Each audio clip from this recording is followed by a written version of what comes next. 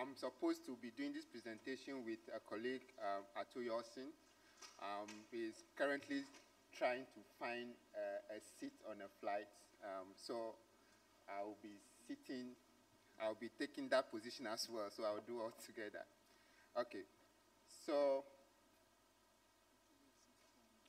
Atu Yosin from Ashesi University. Okay, so I'm just going straight to the point. I don't know if we can see what the network looks like. Before I start talking about this network, sometime at one of the VCG meetings, the Vice Chancellors gave a go-ahead for us to look for a service provider and then negotiate for a link from the institution to our common place at NITA. You know, for some time we've been struggling to see where we locate our router, Garnet router, and then we settled on NITA, which is very neutral to all of us. So we have a switch there. So from that time, the Vice Chancellors gave the order. We engaged Vodafone because most of us are currently connected to Vodafone. So the speed at which we are looking for, Vodafone was best place to do that because they have a connection currently on our campuses. So we started work on that. So as you can see from this diagram, or this diagram, currently we have University of Ghana, University of Education Winneba, KNUST, UMAT, UHAS, UDS, and DIMPA connected through this arrangement. Now, this arrangement is what we are going by, but it's not limited to this one alone. If any institution has another service provider that can bring their connection to NITA, that is welcome. We just need to do a setup so that your connection will appear at NITA for us to exchange the traffic over there. So you see that we have a switch at NITA, which are labeled Garnet, and then we are currently connected to the Ghana Internet Exchange, which brings all the ISPs together, and the reason for that is to be able to share our traffic locally. So before the exchange, if you are trying to, let's say you are at KNUST, you are trying to come to University of Ghana, they will send you to US before you come back to Ghana. Meanwhile, we are just in the same country. And then the latency to do that is very high.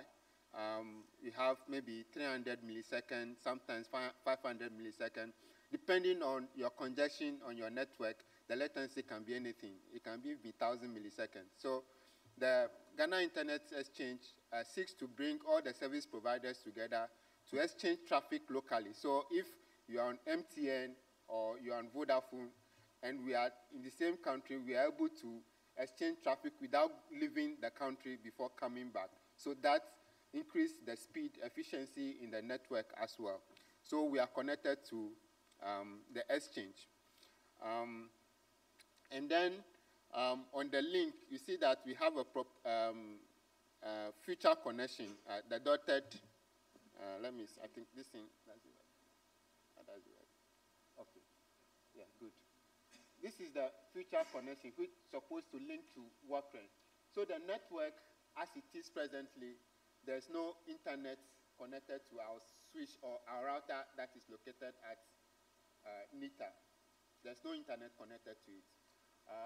What we're doing currently is that we need some internet to recognize our services that are there, some sort of internet. So University of Ghana was generous to allow Garnet's IP to transit through its network. So currently, University of Ghana is transiting Garnet traffic, so to say, but just for Garnet services only. So that's what we have here. So currently, there's no true internet link to the Garnet port. Now, the Workrent is supposed to link us to the internet. So it's a proposed link. Now, on this link that we have some completed, some not completed.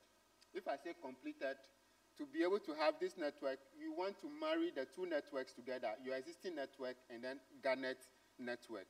So sometime we requested that everybody should apply for public IP address space, which will enable us to be able to do this configuration such that you can maintain your existing network and have a connection to Garnet to do multi-homing.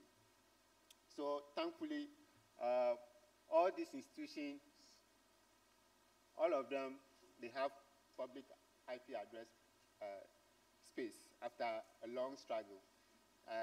Sometimes some of them refuse to pick my calls when I call them because I chase them. Your diagram is not up to date because I know most institutions have their own public IP. Why are they not there? No, UPSA is not there. UNER is not there. They all because they're have. not currently connected. This I'm showing current state of the network as is connected. Yeah.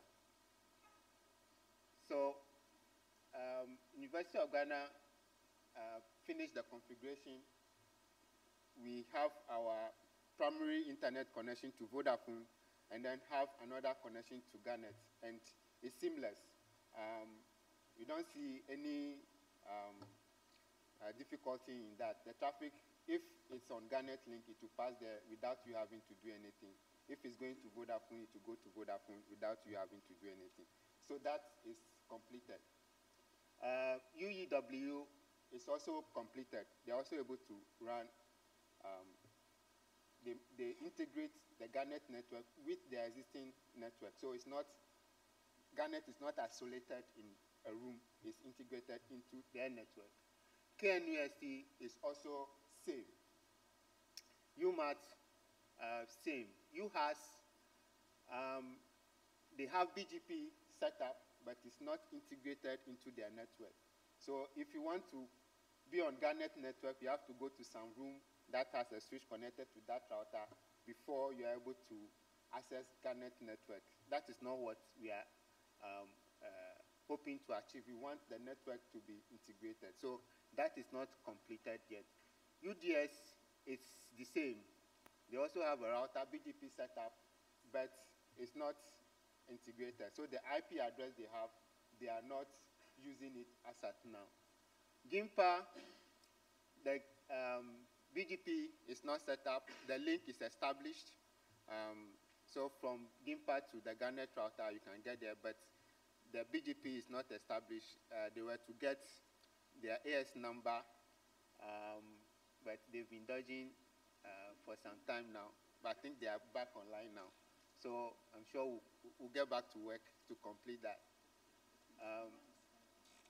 Now, because these links that we have... Hello.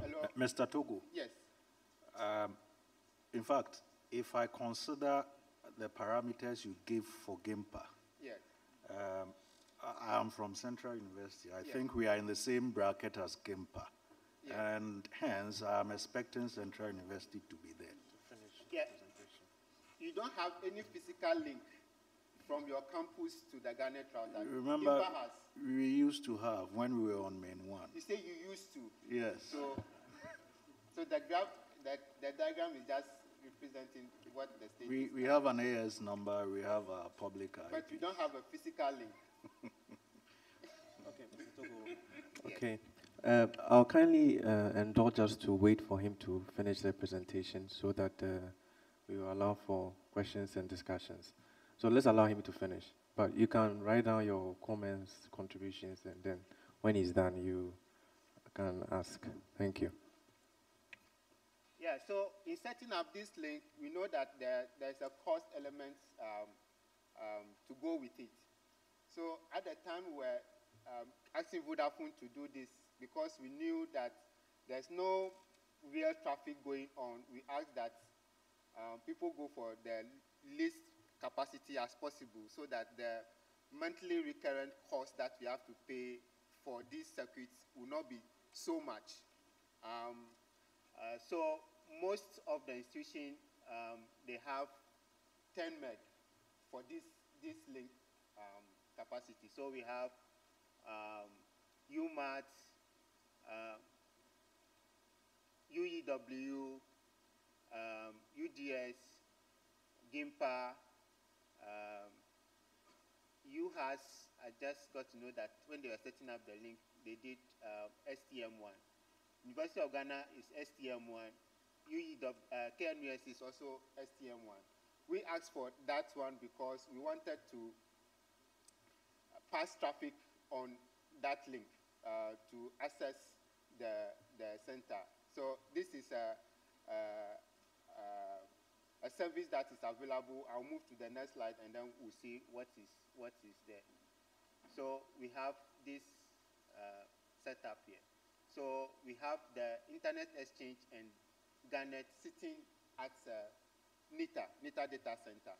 It's just a rack away from our rack. So it's just a patch cord connection to that.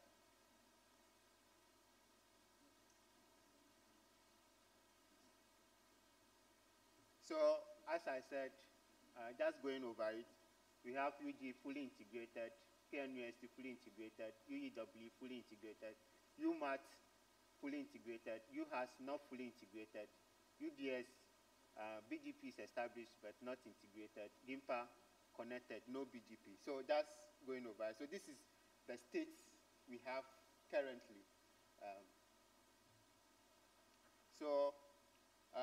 I remember the morning we said that we want to reduce costs and bring our bandwidth costs down. So having that in mind, looking into the future, before I get there, the services that are currently at the Garnet POP, we have EduROM available. You know, this morning when I got here, I just took my phone and said, wow, I'm connected. I don't have to ask Abraham for password. In fact, I didn't even look on the board to see password. My phone just got connected and my laptop also got connected. I said, wow, this is nice. So this is what we want to achieve on all the campuses. If you move from one campus to another campus, you should be able to do your work without having to be, you know how it feels like if you can't get air to breathe. For us now, internet is air. If somebody take that one from you, you can't breathe. So just imagine people we support, our researchers, they're moving from one campus to another campus. They want to work. When they get to the campus, they can't get internet to use to do their research. That is frustrating. They move to Europe, they can't get it. But now, if they move to Europe, they should be able to use their credentials to be able to access that. So it's something that we have to work hard. For those who haven't done it yet, please, let's get on board, get it done, so that all of us, if you move from campus to campus, our students, we should be able to use our resources, share our resources together. And then there's Google Cache. You know, presently, if we look at our traffic patterns on our various campuses, we realize that about 20 to 30% of the traffic is going to Google. And our service providers presently, they are charging us as if we are going to internet. Meanwhile, the cache is actually located in the country, but they bundle everything as internet. So with the cache available to us now, if we do our configuration, we should be able to say that we want so much local capacity, which is cheaper than internet capacity, and therefore we can receive that cache at a very low cost. And then buy some internet bandwidth to augment it, because you still need the internet to also access the cache anyway. So it's one service that is available for us, but we need to work together to get it working on our campuses. Local traffic, for instance, if we are going to from UMAT to KNUST through the Garnet link, you don't have to traverse through your expensive internet bandwidth to access a KNUST. If your researchers are doing collaboration, that link is faster than going through your internet pipe, which is congested because there's a lot of demand for it, and the capacity we are buying is so small because it's very expensive. That's why we are buying small. So, but with this link, we are able to exchange traffic at a low latency and get our lecturers smiling and say, wow, this is like Europe. So it's something that we need to look at. Now, this brings down cost and it brings efficiency and increase productivity in our environment. So we are adding value to our users, or we are enabling them to be able to be efficient.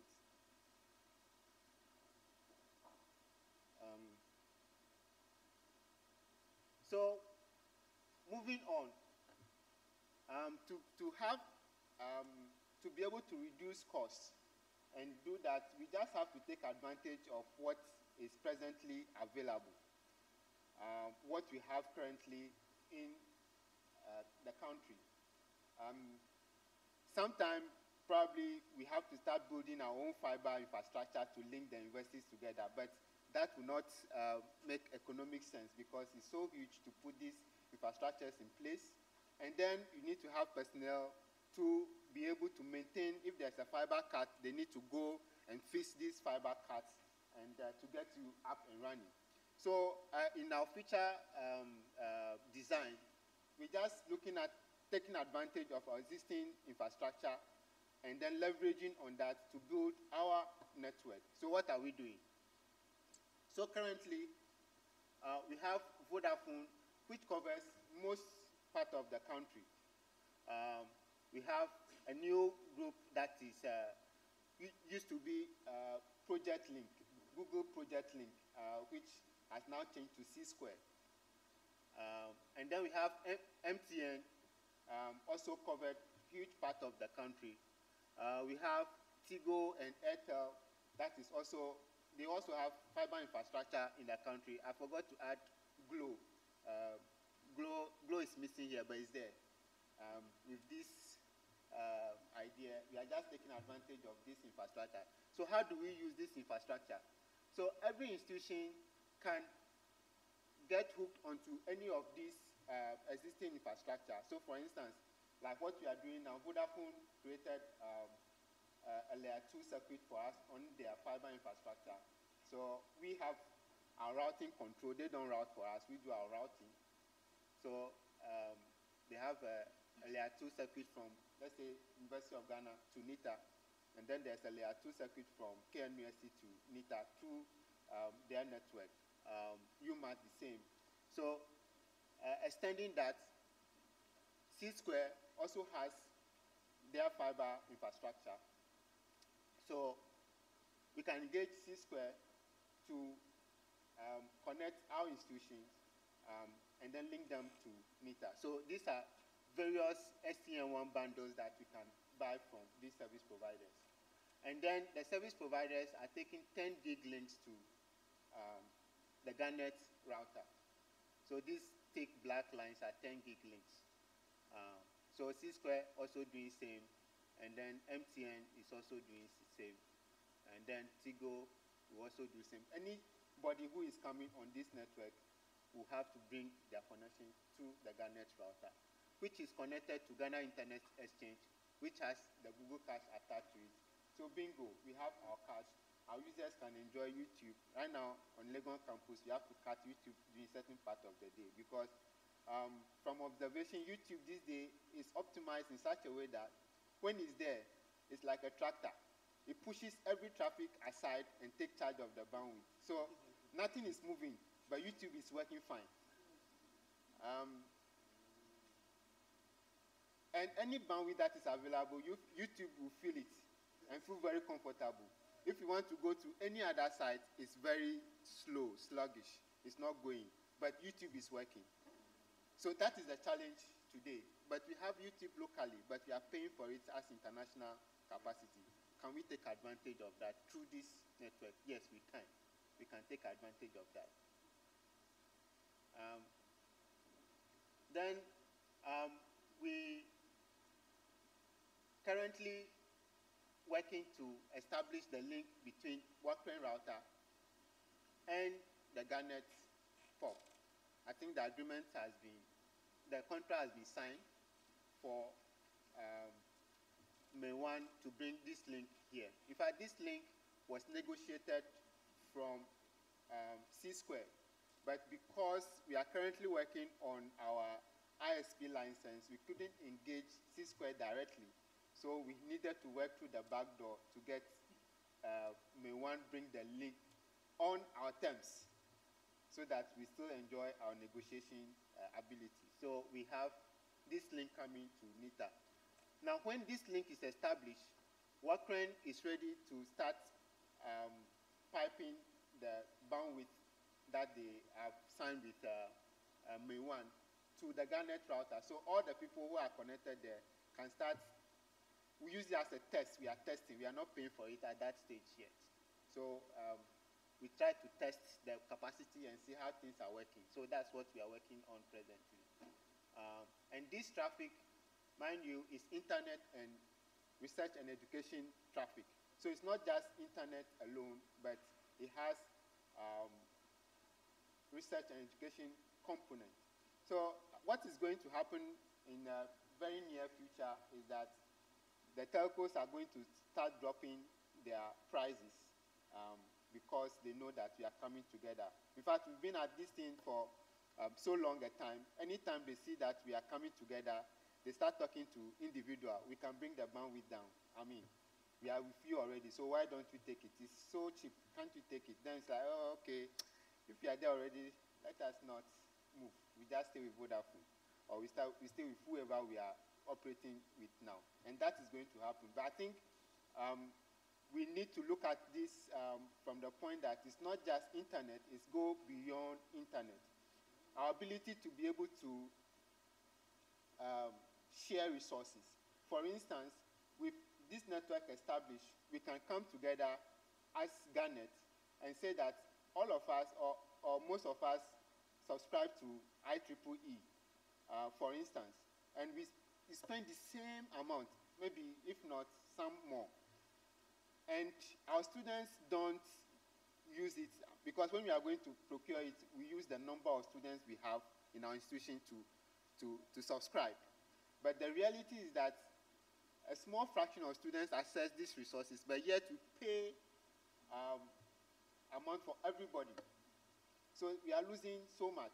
But if we come together as a group and then we procure this service, and then we are able to account for the number of students that who access this service and pay for that number, I think we'll be making huge savings. So the saving is not just in bandwidth price dropping down, but our operational costs also will be coming down.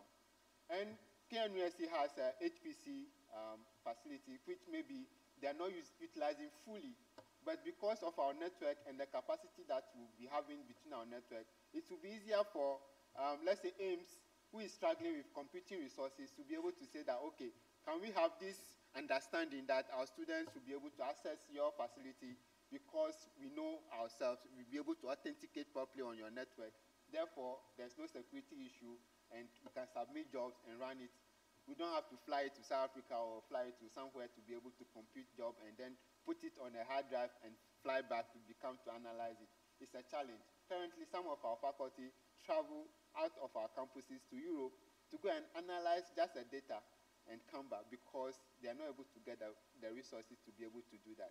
With this one, we're able to plug into other research networks out there who has facility that we don't have, to be able to allow us, because we are coming as Garnet, to be able to access those infrastructure that may take us years to set up, but they have it already. So we just log in and then get our results, and we are good to go. Let's see what I have next.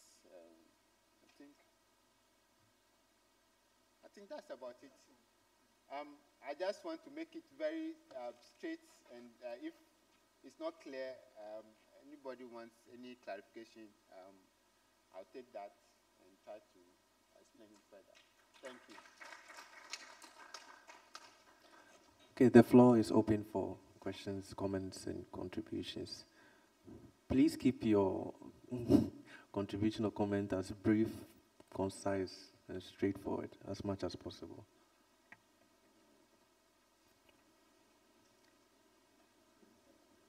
Thank you very much for your presentation. I wanted to find out, you've said it's easily to connect. It's Very easy to connect based on the experience you just had here when it comes to connecting to the infrastructure for you to get a service. But you, No, she's talking about when you came here. the environment, yeah. Yes, as- to yeah. Edurom, yes, yes. So that is what we want to experience when we are able to get connected to the Garnet platform. But in your presentation, I didn't see anything describing security measures that have been put in place so long as you get connected and have the services. Okay. Thank you. So this is how Edurom works.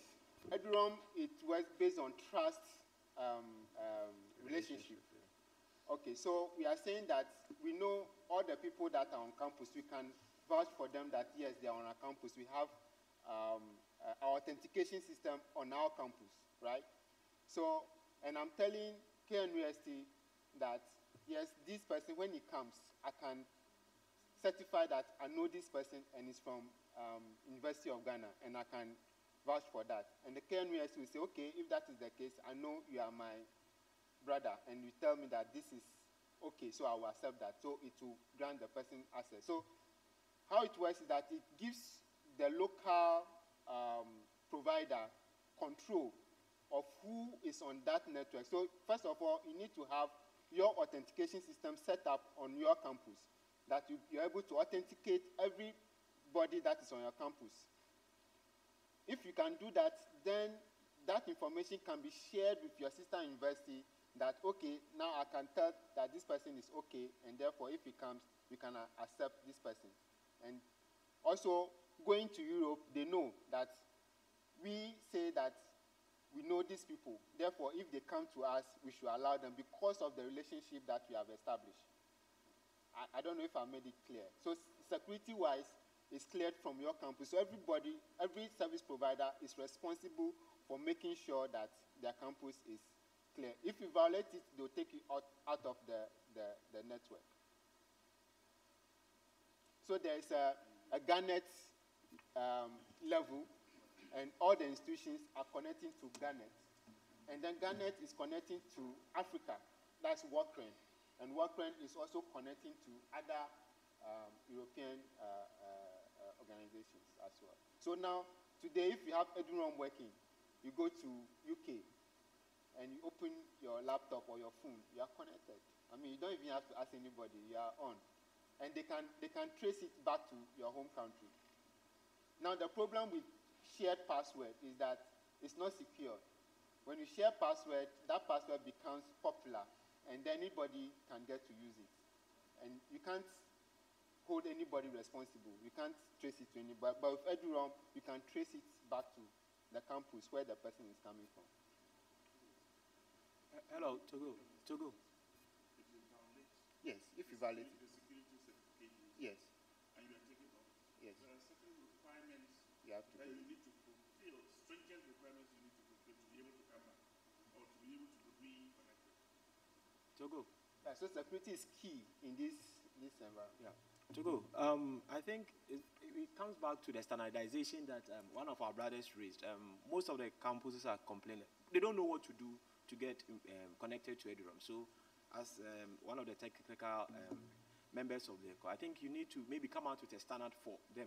This is because if you go to some campuses, they don't have even a radio server, they don't have other things. So I think as a team, we need to come out with clear standards and protocols for the universities to follow in order to connect. I think that's what maybe Garnet should look at, helping the rest. If I may, Ebi. So the requirements for Edurom are clear. They are defined by Edurom. I think where Garnet comes in will be what Lucas alluded to in a previous meeting. Campuses need to request help when they cannot do things by themselves. It will be diplomatically unpalatable for Garnet to intrude into internal campus structures.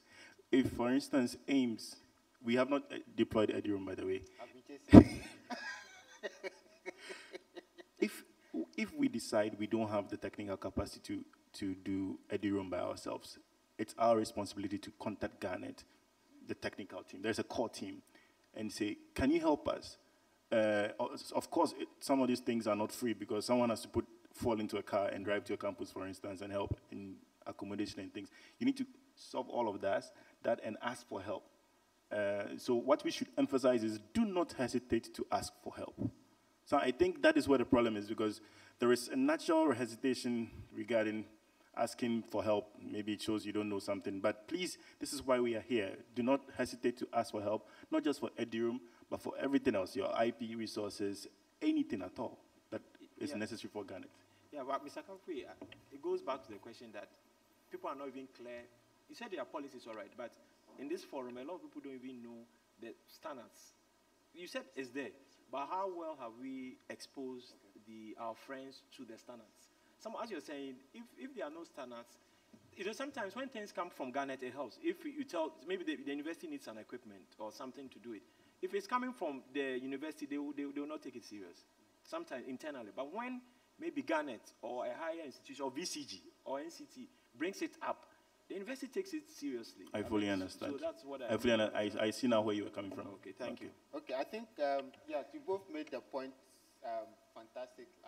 But one of the things Garnet seeks to do is to build capacity on our campuses through training workshops, which we've attended some years back, and then we go back to implement these things. So you have to request for the support, and then we are always on phone with our colleagues to get these things done. For instance, I remember I had to be on phone with a colleague from KNUST into the night to get KNUST up, Winneba the same, Ashesi the same. So the help is there if you avail yourself. In fact, sometimes some of us run away from the call because when we know you need the help, we bag you with the call, and some start running away. Kafi, for instance, I've been on his neck to set up the Eduroam. Always, we are setting, So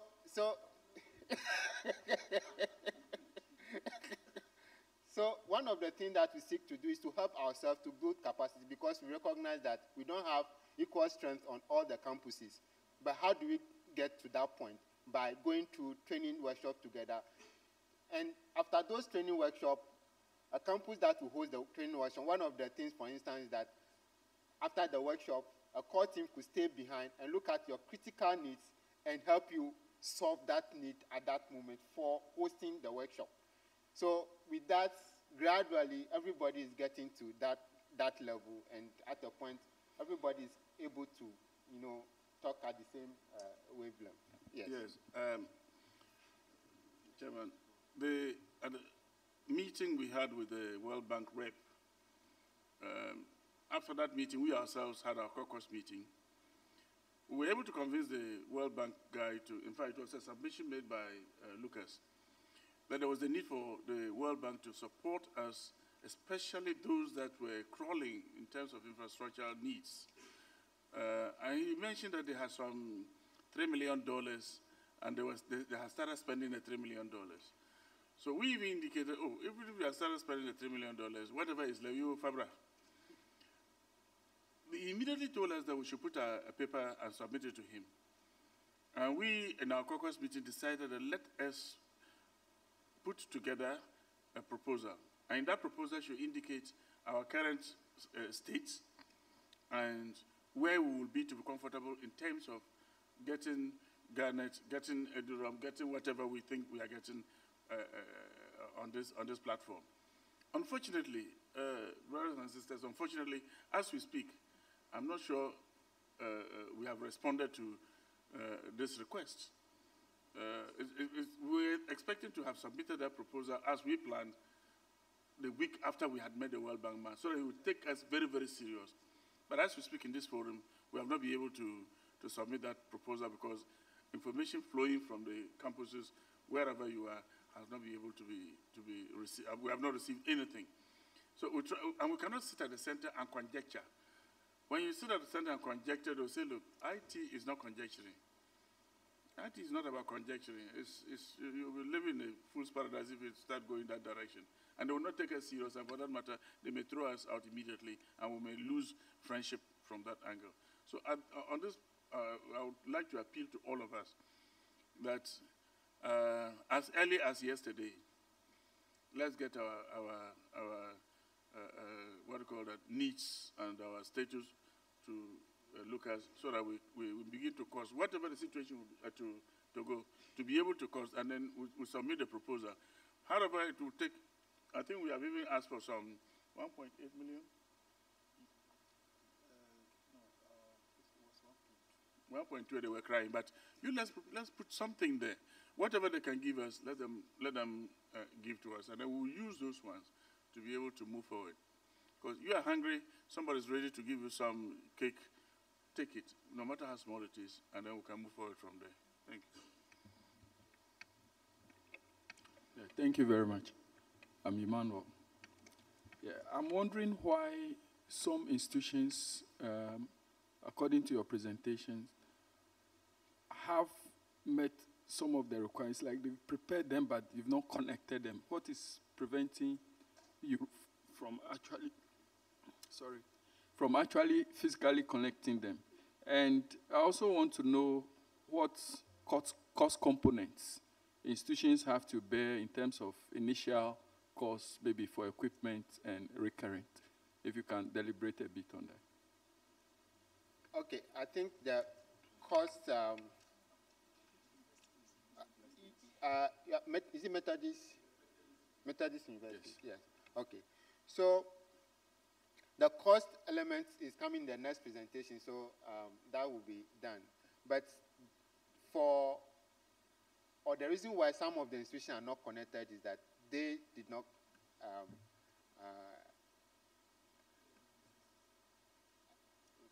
request, or I don't even know the word to use, because this is known to everybody to connect, because as we speak now, UCC, we are struggling with UCC to get connected.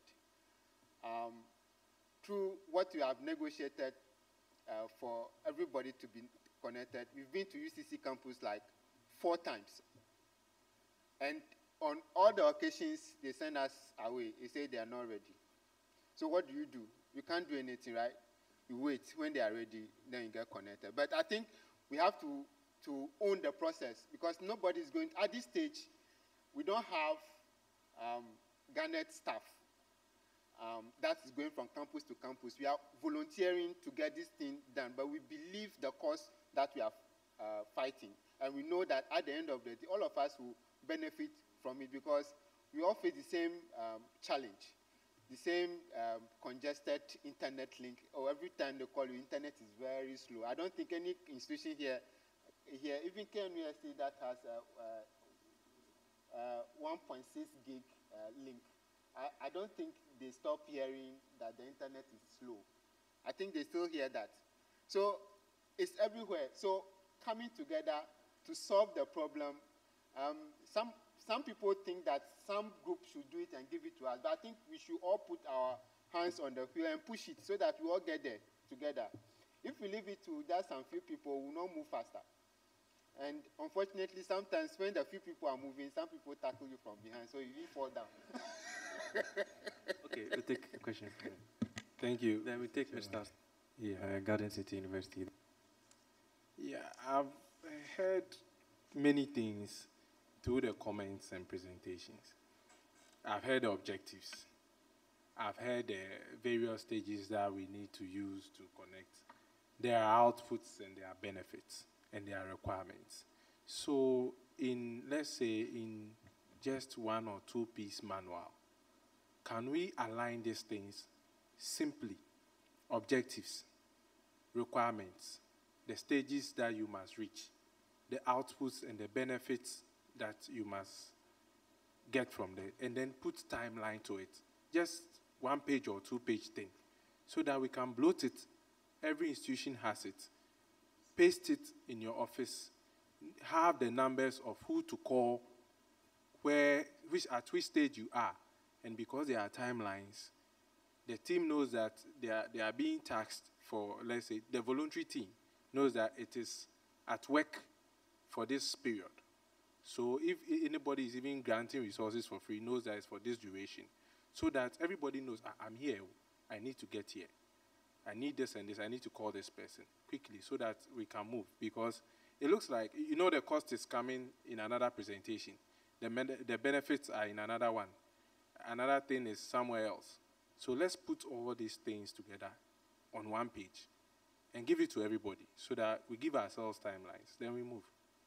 Thank you. Thank you. That's a good comment. Once this has come from our regulator, Yeah. it's an instruction to all of us. I think That the regulator, since you have, the concept is from you. He does it for that. Okay, okay. Mr. Regulator, so you've been tasked to do that assignment. I'm hoping that by close of tomorrow, you have that document. Okay, Mr. Safu from Garden City University. Thank you very much. In the presentation, you made mention of some institution not physically connected to Garnet through the NITA. And also, you were also saying that they can also get through the service providers like MTN and Vodafone. So Garden City, my institution, how do we get hooked onto the NITA physically? And then also, we are using MTN and Vodafone currently, so does it mean we are going to still hold on to them and also get to you? So I want that clarification. Yeah. Yes, first of all, you currently have Vodafone and MTN on your campus. Okay, so it means that they can carry your traffic to Accra. Okay, so we decide on one of them based on the cost implication that is involved, the negotiation that is involved. Then we pick one, and then they will create the trunk for you to come to join the network for you to benefit. But there's something that you also need to do. You also need to apply for IP resource from Afrinic. We are at a stage where the IP resource is being depleted. And we, the educational institutions, are at a very good point that when we apply at this stage, they will give it to us. And we don't have any excuse for not getting it. And if we don't get it within this time window, it becomes very difficult to get that resource and become more expensive because the businesses are looking for it. They are hungry. Some of us even get email for us to sell the IP that we have. So if you're not careful, you have the IP resource, you may be tempted to sell. So you need to apply for the IP space. And then we can work together, engage the service provider that we have to carry, because we listed all of them because some areas, some of them are not there. For instance, we'll have wished that C-Square will carry all of our traffic, but they are not everywhere. Currently, their concentration is in Accra and Tema. They're in Kumasi, but they don't have a link between Accra and Kumasi. They are relying on existing service providers to do that. So we're looking at the terrain, but if we get to that point, you can involve us in a discussion so that we can get the best deal possible to work with. Okay, thank you. Yeah, and just to support his point and then one or two comments. The design that my colleague showed, he indicated in fact, like he said, he mentioned all the telcos. Going to the future, really, what we are looking for is building point of presence across the country at probably some reasonable points so that, like Garden City College, you don't need to care about from here to Accra. All you need to care about is connecting your institution to the nearest point of presence owned by Garnet. What I mean is that just a switch owned by Garnet. And when we do that, all the telcos will ask them to build their, what you call their presence there. What it means is that, well, if you don't build your presence there, no institution will get to you to carry any traffic.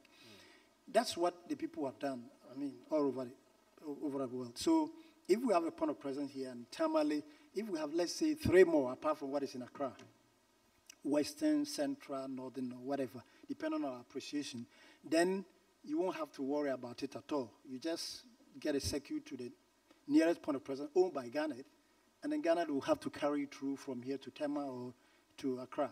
That will be the future.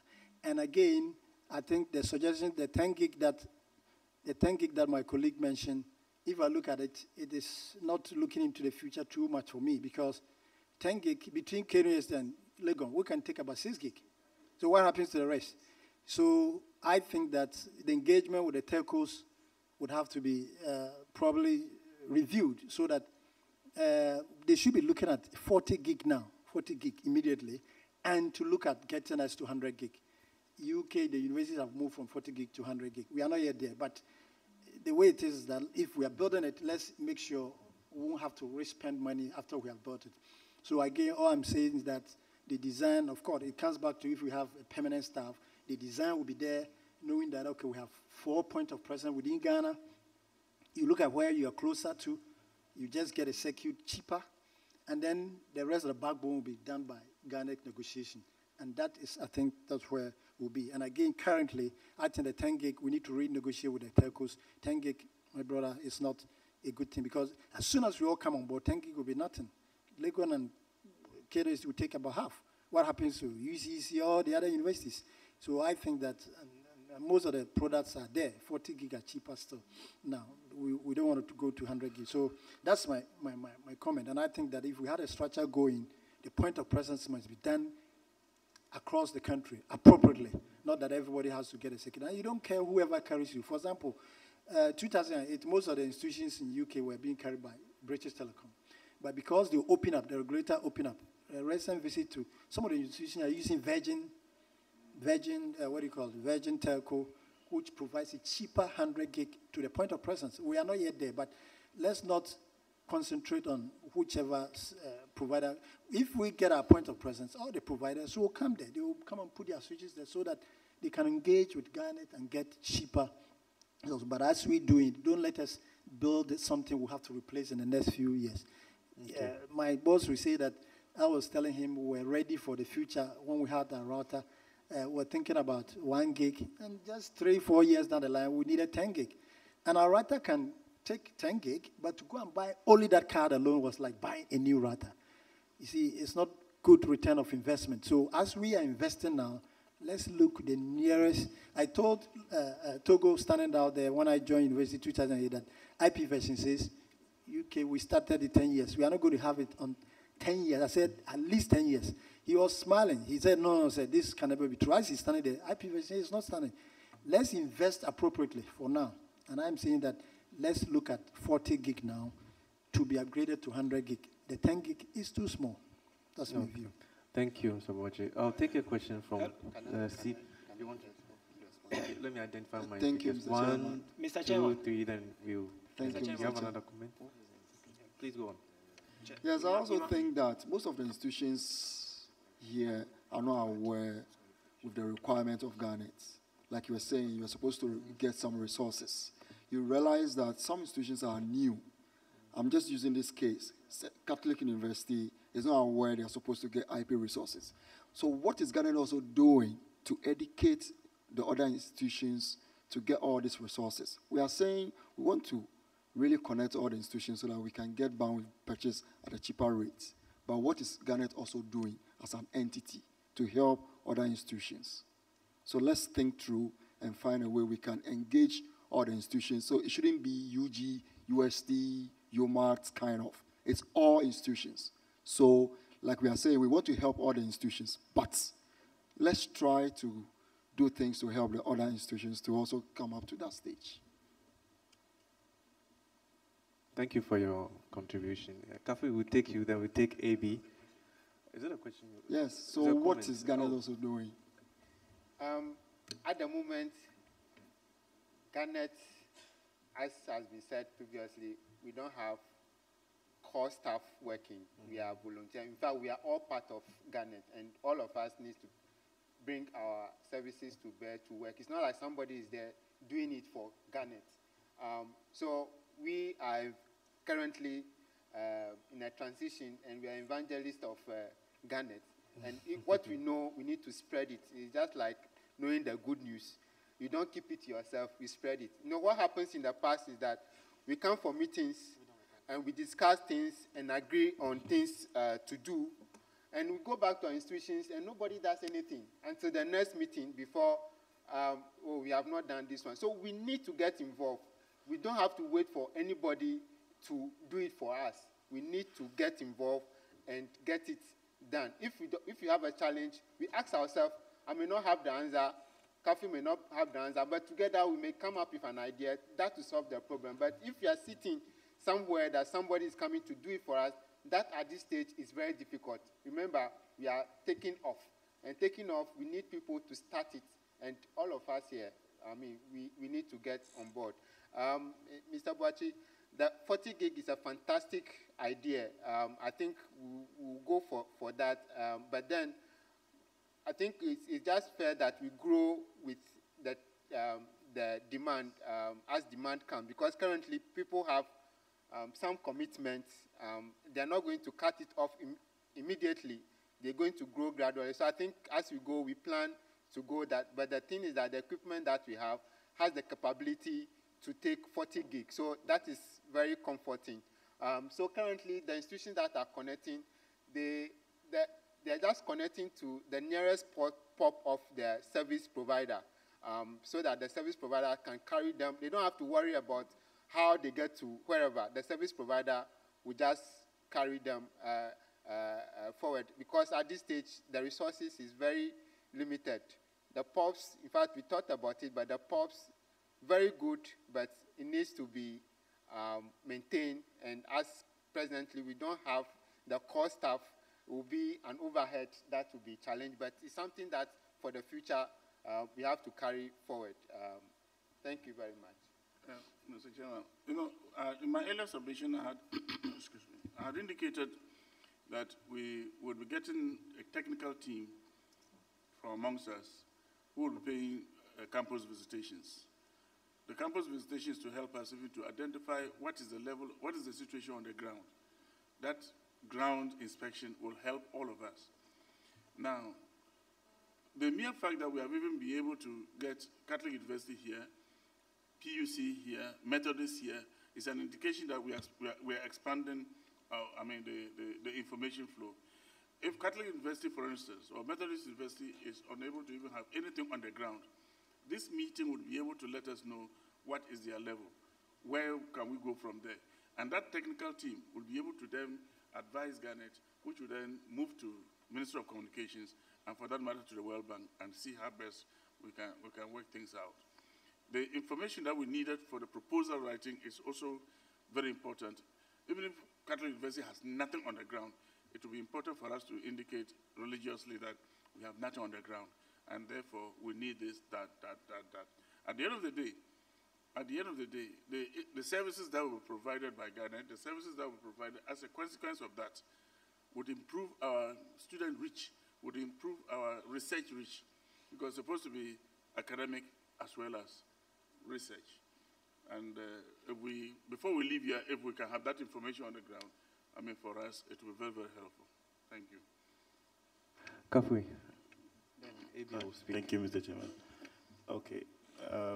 So I've had to modify my question because it's already been asked by some.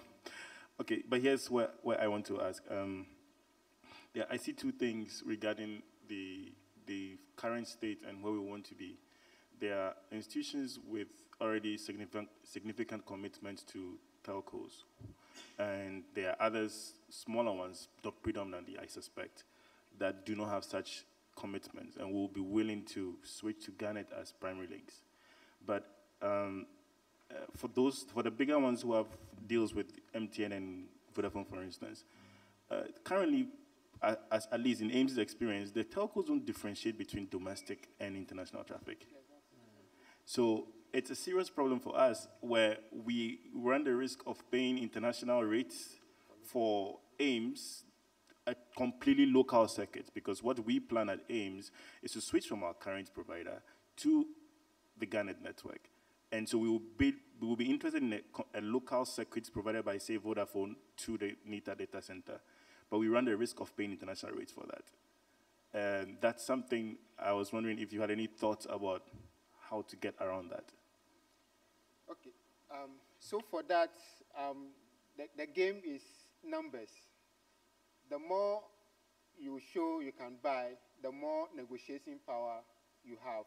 if, for instance, AIMS alone goes to Vodafone to negotiate for bandwidth capacity, the rate at which they will give it to you will be high. And the reality is that the terrestrial link that we have, the telcos are pricing it high. That is why C-Square coming into the market is bringing some adjustment. That is going to, it's natural that is going to happen because every telco that invests in the ground wants something out of it. Not immediately, but they look into the future. Whoever comes on board pays some. But we together negotiating that, okay, for the local circuit capacity in total, maybe from Vodafone, maybe we are looking at 7 gig capacity, for instance. So if you go to Vodafone, you say we are trying to buy 7 gig local circuit, but distribute it this way. We want to pay this rate. We have the money. They are ready to talk to you. But if you go alone, that's where the price is going to go up.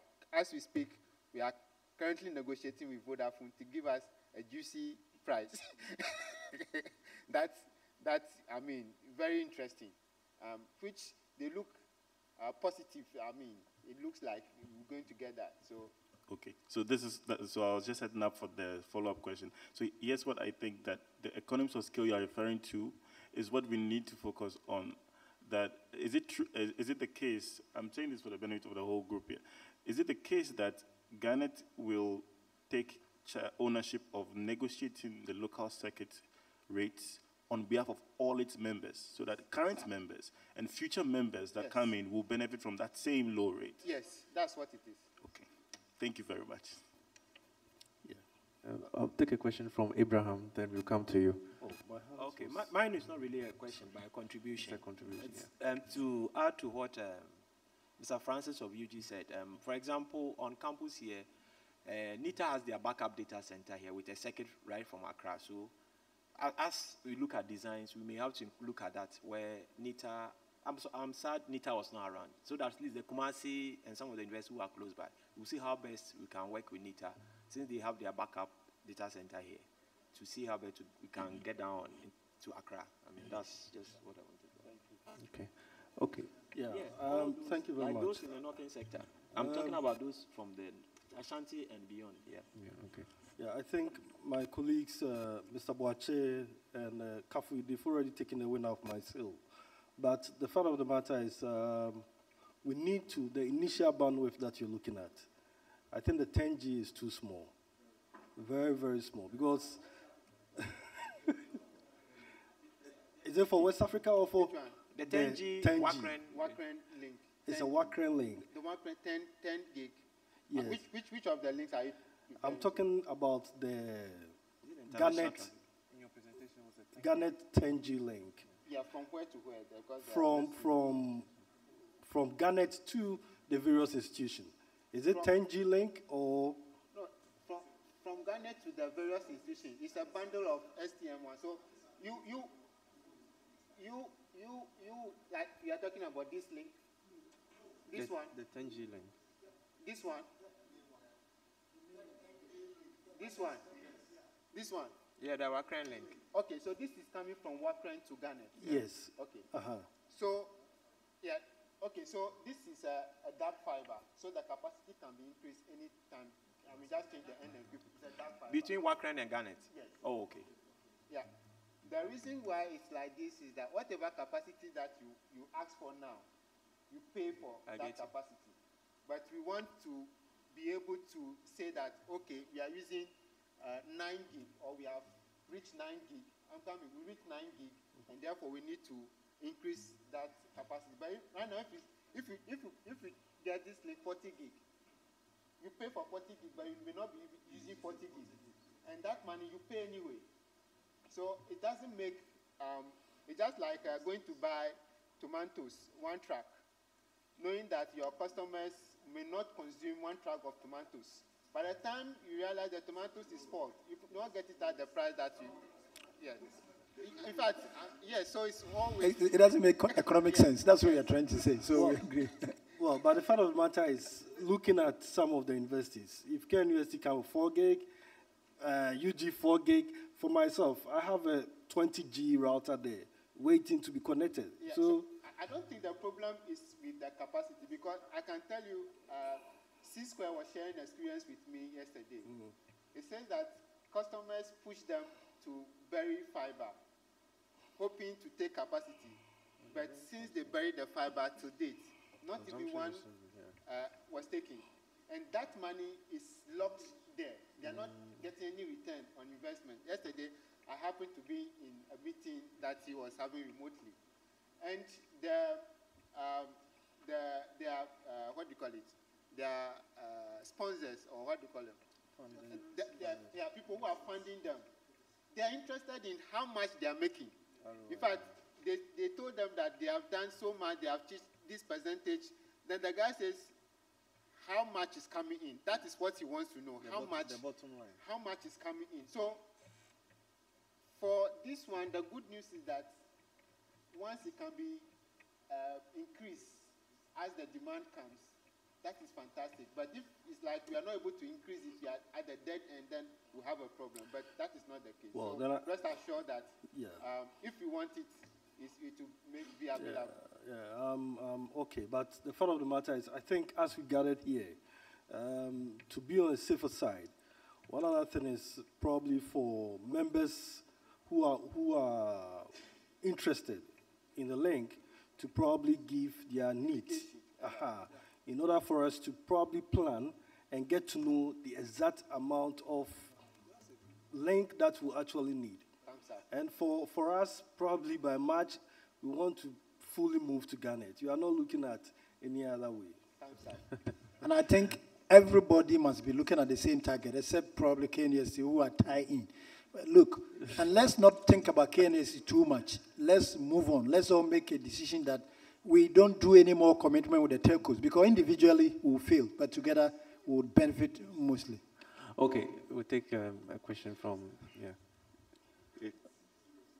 Please, can you speak up? All right. Hello, I'm Ade Ochri from UCC. Yes. I'm looking at Garnet from this point of view. The name Garnet, where we have the GAR and then the net. We are the network, right? We have the political side, which is Ghana itself, and then the academic and then the research team. And as part of the objectives of Garnet, the fourth part talks about this stakeholder being together to come up with one mouthpiece for policies and stuff. My university, for instance, has a problem with the IT coming out with some of these good ideas, and then they supporting it because they are much more into investing into something. I cannot buy equipment if one Navara costs, let's say, 40,000, and then I'm going to buy a server or let's say a router, and it's going to cost much more, let's say 80,000. Why will I invest in that and then than to buy some of these equipment, which I can actually see that is in operation? So the information to the universities, as they were saying, not in bits and pieces, but if you're able to put them together, as our brother was saying to them, that this is it, and these are the benefits clearly stated, I think that they will just get up and say, okay, it's value for money, and I want to maximize more than spending, so this is the way out. As now, somebody just proposed that from now to the next month, they are moving up and then they are joining. So I think if Garnet move from the network part and then actually interact with the political, as in the directors, and then that part of the research or the network itself, we'll be able to solve some of the issue. Let's do a bottom-up approach than the top-down, where we have to always have the institutions and then bring them down. But actually start from the root with these solutions presented in simple text, and then I think we will have a clearer chance of they investing in Garnet than their individuals or alternative solutions. Thank you. Okay. Thank you. Any more questions, comments, contributions? Okay. Thank you, Mr. Tugui. One of the suggestions or recommendations I will make at this point is that when we have these discussions and interactions and we get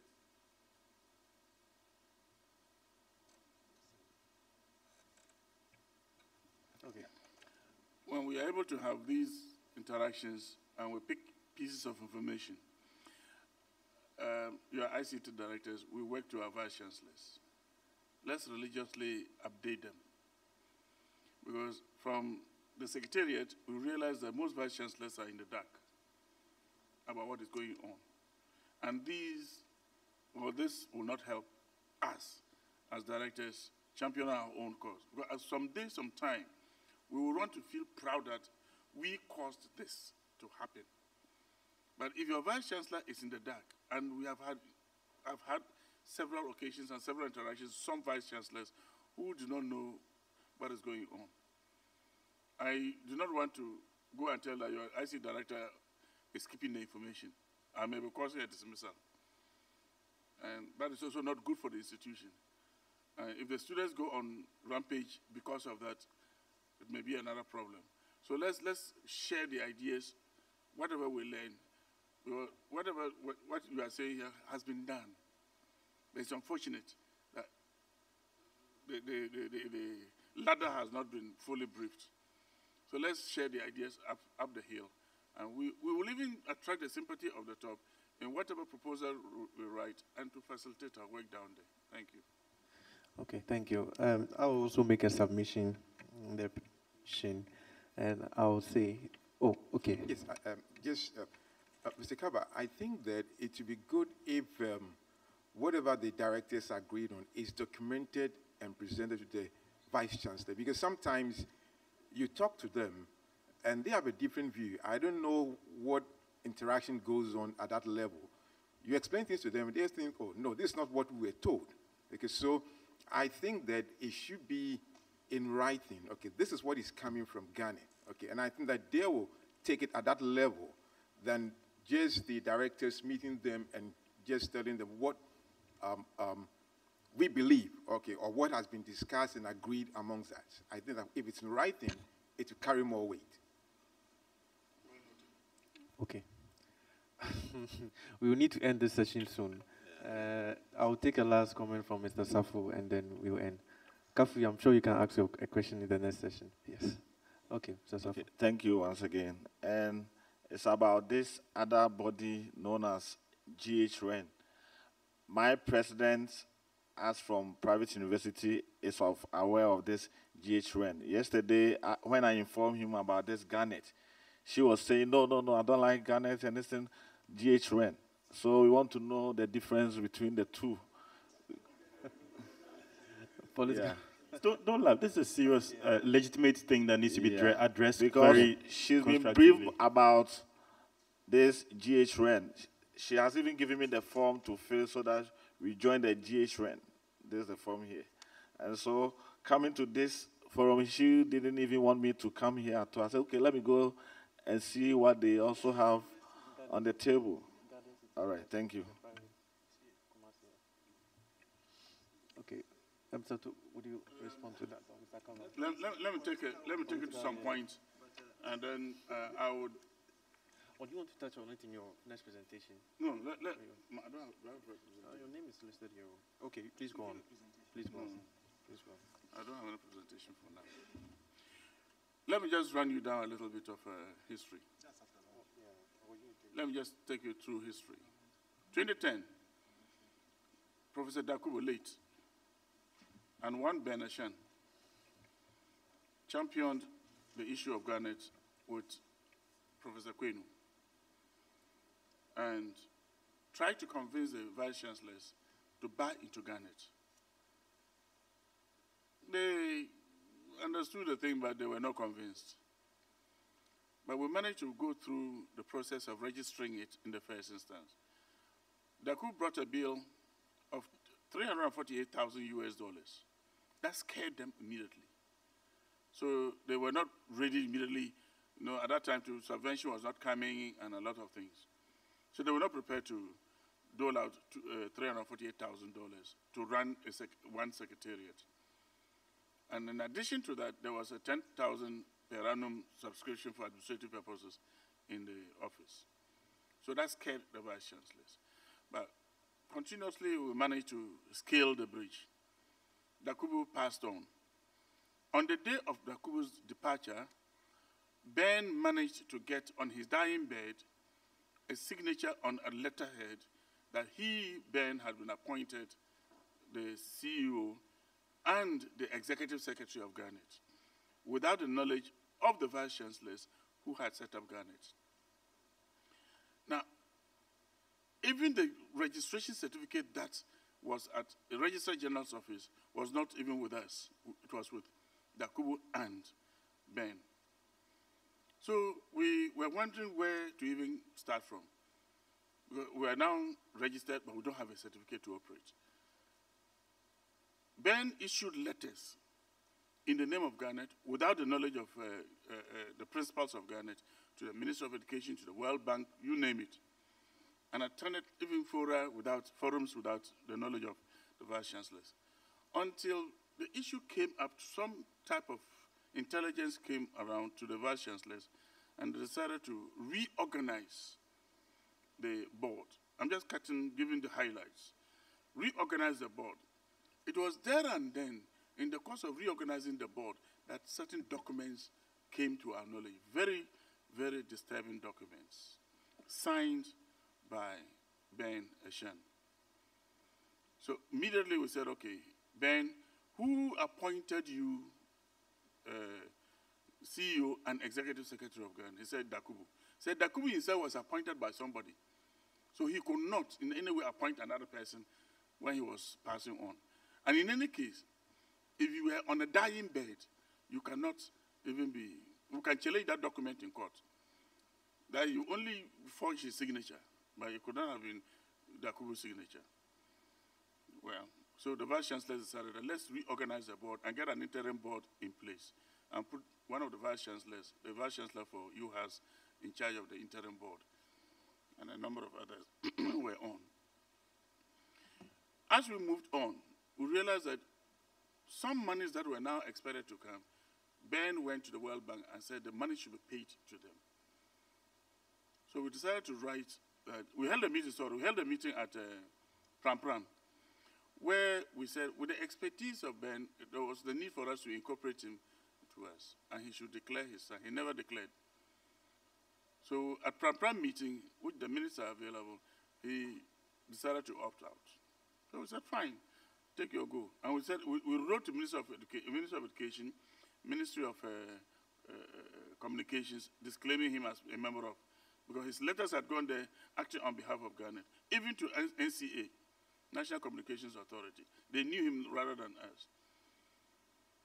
He went to AAU, Association of African Universities, trying to move Garnet to the Secretariat of Ghana from either NCT or us to AAU, and got the Minister of Education to write a letter to us, asking that Garnet Secretariat should be moved to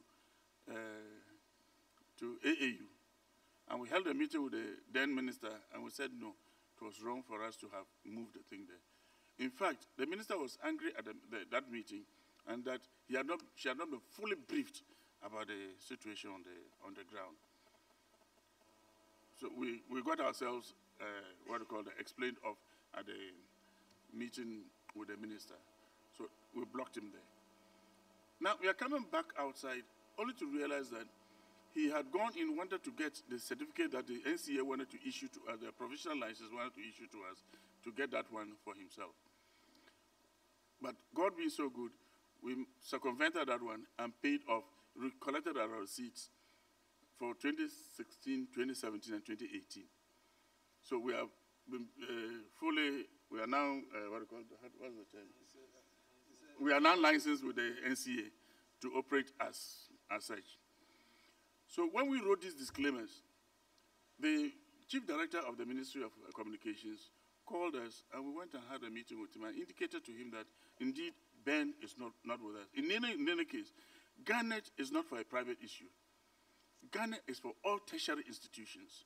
It is not an issue of private, it's not an issue of a public tertiary institution. It's for all private. And we have served letters to every public and private university to be a member of that. And we had even indicated that Ashesi University was ready to have paid to Wakren whatever the bill was, so that we will then reimburse Ashesi. Because of these communications, his own, CEO, Professor Pupulampo, had to axe him from office. So he's been knocked off from Central University as a staff. We held another meeting with the Chief Director of Ministry of Communications, and he then directed us as to how to go about getting the structures in place. And we did that, and today he's saying that they will not recognize that GHRN in the Ministry of Communications. He went around to ask NCA for a commercial license, where NCA refused to grant him a provisional license, that they will only recognize Garnet, because Garnet was the state. He asked for a commercial license, and NCA said no, they will not recognize a commercial license. Wakren said they will not recognize him because the Garnet was what they were dealing with. The World Bank said they will not recognize him because they were dealing with. And that is why in our meeting, the World Bank said they were going to push the money to Minister of Communications to be given to Garnet to work. So, my brother, when you are entering somebody's house and a dog clenches the teeth, be very careful, because it can attack you. I will not go into details of that proverb, but all I just say is that it is better for you to look at Garnet, tell your boss, look at Garnet, don't get hooked up onto, where is his infrastructure? Where is his infrastructure? Have you asked yourself, where is the GHRN infrastructure? But we have been able to indicate here the infrastructure that is available to Garnet. And we have been able to indicate what we have done. He should tell us what he has done. I'm not here to run down anybody, but I believe that it is important for us to face the realities of the situation on the ground, and that it is in your own interest. It's in your own interest to sign up to Garnet. I will not be there tomorrow for Garnet. Lucas will not be there tomorrow for, but Garnet will continue to exist for Ghana. Garnet will continue to exist today for Ghana. There is a conference coming on in Togo. There is another one even coming on in California. And Garnet is being invited there. Why is he not invited? Why is he not invited? Please. A word to the wise is enough. I think this is a very good brief on the state of Garnet and GHRN in terms of the politics behind it. The room was dead silent because it's very intriguing. But let's give the information to ourselves and distribute it as and when necessary. I don't think we'll take any more questions or comments from Mr. Togo so that he can, Kafi. It's just, it'll be quick. This is a serious issue that will pull us back from all the progress we are making. My suggestion is that the top leadership of Ghana, I think we need to reach out to the top leadership of CIU, because this is instructive to know that there are still private universities that do not understand the full situation on the ground. So to not slow us down with economies of scale, then the public universities, all due respect, are not many. The private ones are more. With all due respect, economies will come when the private universities come on board in their numbers. So we need to get ahead of this situation and disseminate this information that Peter just kindly shared with us with all of the heads of private universities. But it seems they still don't know what is happening. Okay. The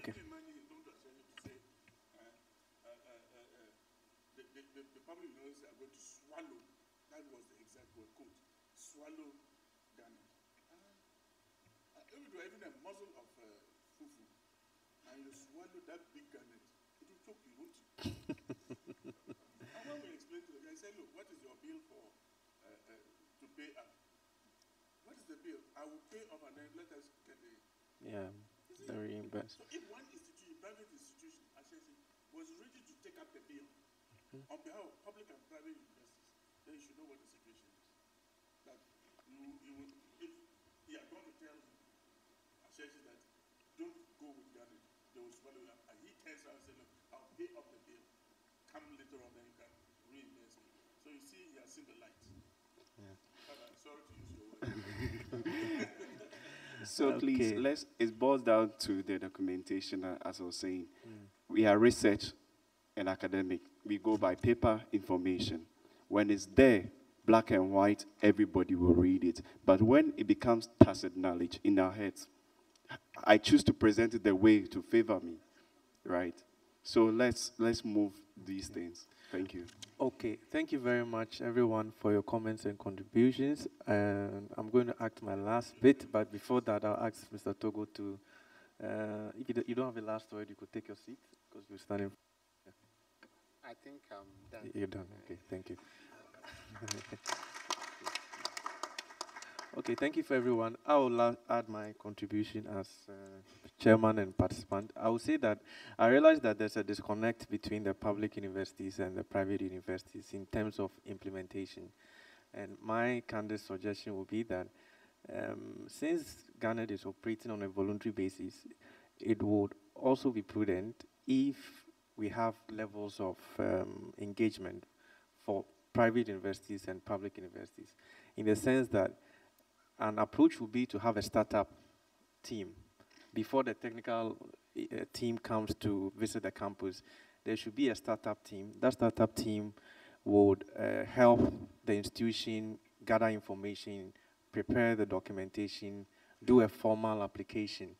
And then when the startup team receives this document, they will assess it and then hand it over to the technical team, who will then arrange for a site visit. The startup team would also help the institution engage with their management and provide the necessary support and advice to their management, so that the management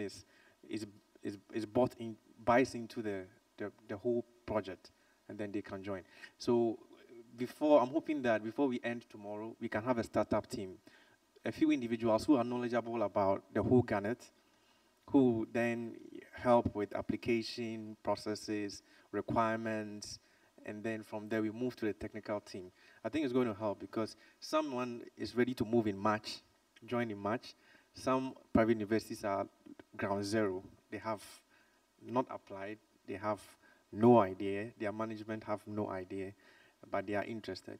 So we need to have a startup team to help with that. So tomorrow I'll be looking forward to the formation of a startup team from here. Thank you very much.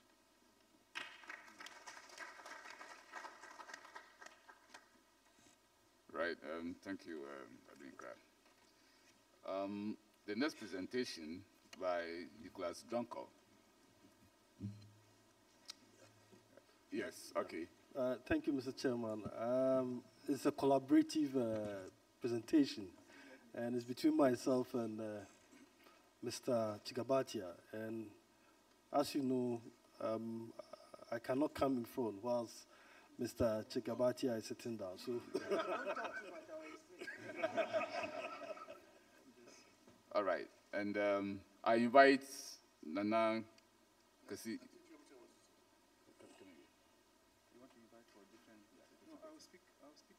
You speak on the show. Yes. Yes. Okay.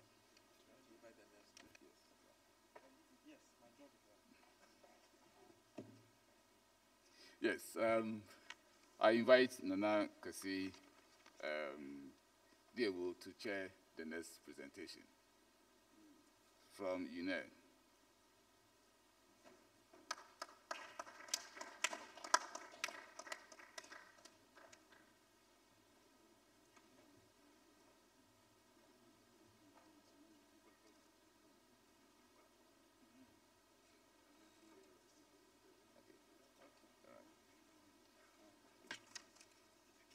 All right, so then I then invite the speaker, Lucas.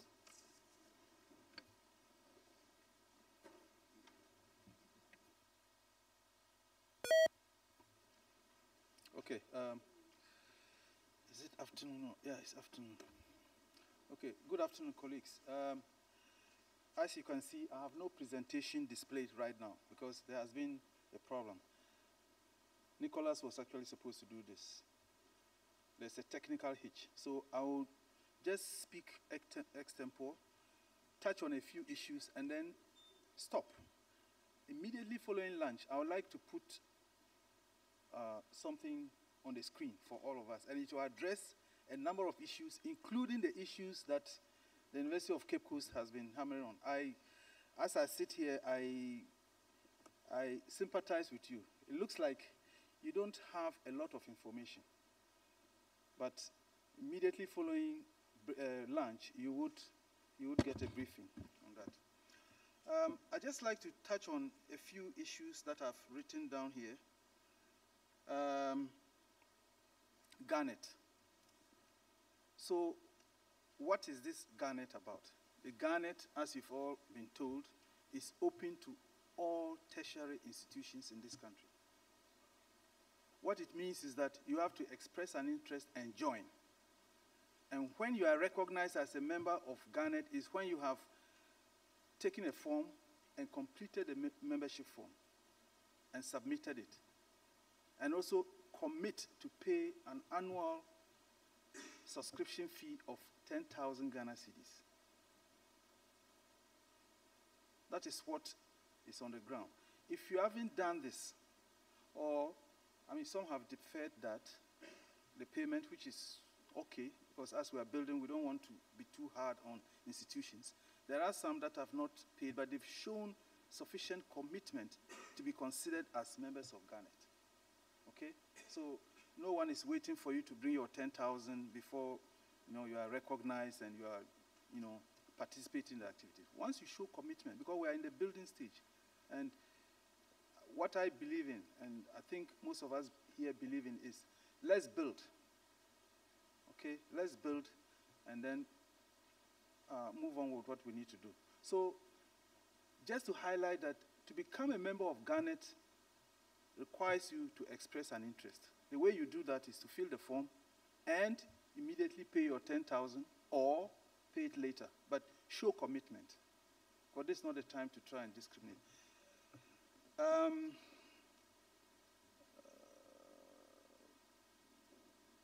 Okay, now my understanding of why we are here is that a lot of the progress that we have to make as far as Garnet physical network connectivity is concerned depends on the IT people. Because if we don't want it to happen on our various campuses, it won't happen. It cannot happen. Okay, so we need to have common understanding, and what I'm hoping, my expectation, is that before we leave here tomorrow, we will all understand the role that we have to play to ensure that our universities are connected. Number one, being that we will understand what is required, which means first, you have to procure public IP spaces, which allows us to be unique and not to, the technical people can explain that better. You don't do, for instance, University of Cape Coast. Currently, I don't know, have you implemented your public IP resources? If you haven't, then it means that you are not seen as yourselves. Okay, you are not. You are probably using Vodafone or whoever. Yeah, yes, to be recognized on the internet. You need to acquire those public IP spaces and resources, and it's not easy to acquire them because you are going to be asked a lot of questions by Afrinic. There's a complete document that you have to complete. You justify to them. You give them your network diagram, your future growth, the number of computers that you have on your network, to convince them that the amount of IP resources you are requesting is justified. So that's one. If you get that, you then deploy it on your campus. If you don't know how to do it, there are so many people here, technical people, who can assist to get you to do that. Once you do that, you also need to then have the physical connection, which can be done for you by your service provider. And that is why it doesn't matter. I think Francis made that point. It doesn't matter who your service provider is. Once they can bring you to the meeting point. At this stage, we are all meeting at NITA. But as was explained, there will be very soon other points that you connect to. If you are in Kumasi, you don't need to have the connection to NITA. You can connect here, and then there is a trunk to take you to NITA. Okay, so as IT directors and managers and network engineers and all of that, what we need to do is ensure that our universities have their public IP spaces. One. Two, ensure that you are arranged to be carried to the Garnet network, and then configured and enabled and all of that. Okay? Now,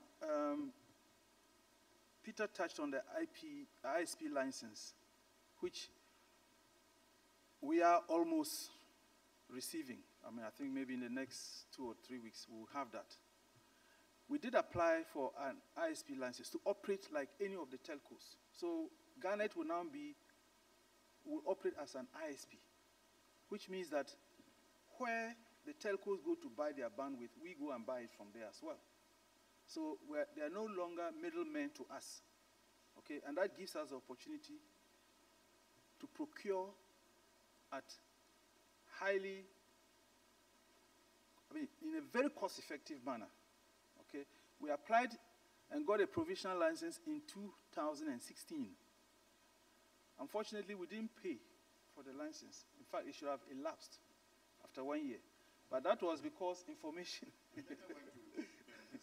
Okay, we'll try and be a bit diplomatic. So what happened was, Ben was the recognized executive secretary of Garnet, and the letter was addressed to him. Okay? Now, sorry. So somehow, I mean, to be fair to him, after a while, he forwarded a letter, the request for payment to me.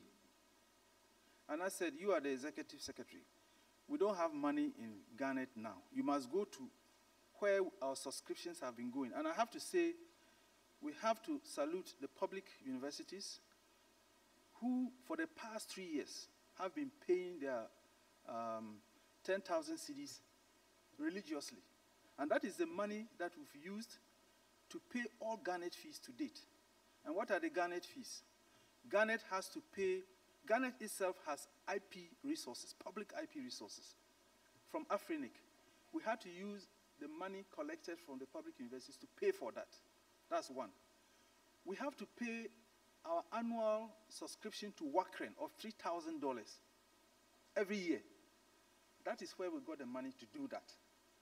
And then we also have to pay for this ISP provisional license. That is where we also got the money to pay for it. Okay? All of this, the public universities never insisted that, oh, because private universities haven't contributed, they have no right to do. No, that has never been an issue anywhere. And it doesn't make sense to do that, to say public universities are separate from private universities. And let me quickly jump to, I'm not sure how many of you know about the Africa Connect 2 project. Africa Connect 2 is a project where the European Union decided to support countries in our region, in Africa, with the muscle, the financial muscle, to develop their networks, just like we are doing, the Garnet. And so they allocated 26 million euros for that to be shared among, I think, the various regional networks. The amount that was allocated to West Africa was broken down into lots to be allocated. But before you can have access to your lot, in our case, I think for Ghana, we'll be accessing, I think, about 1.2 million. But for you to access that, you have to make a contribution, which was 275,000 euros. Okay? Now, we relied on our government. So we did a letter. Where's Jacob? Jacob has just come. Between Jacob and I, we drafted a letter. In fact, it went forward and back. We prepared it. He got his director to sign off, and we took it, drove to the Minister of Communications to try and get government to pay the 275,000 euros on behalf of Garnet. We never succeeded. Okay? The deadline was supposed to be, I think, last year. They extended it a bit more for us. So what happened was, Aseshi University, okay, then said, okay, why don't we pay? We will pay. Aseshi, and that was what Peter was talking about. Aseshi University will pay on behalf of all of the universities, so that later on, the universities will reimburse them, so that we wouldn't lose out. Because if the time elapsed, we will lose out from obtaining this 1.2 million euros to do the work. Unfortunately, information went to, I don't know, is he a professor or Dr. Patrick Awuah, the president of Aseshi, that private universities were not welcome to Garnet. And so he pulled back. And that was when I was told then that, look, you need to rise up and see what else you could do. And I think we need to give Peter a lot of credit. Okay, so he said, look, I'm going to invite you to come and try and convince the vice chancellors, because we are having a meeting. I want you to come there, be in your best form, and try and convince them to pay. We shouldn't rely on government. Luckily, you gave me 5 minutes, or was it? He gave me 5 minutes there, and the presentation was made to let the vice chancellors agree to pay. And it was at that point that we were tasked to list the number of members, divide the total sum by the number of members, and Peter should send a letter to them so they will make the contribution. It came down to 14 institutions: Aseshi, Valley View University, Ames, Central University, and the 10 public universities, 14. And we came up to an amount of, I think, 19,600 euros. Yeah? Each university was supposed to pay that.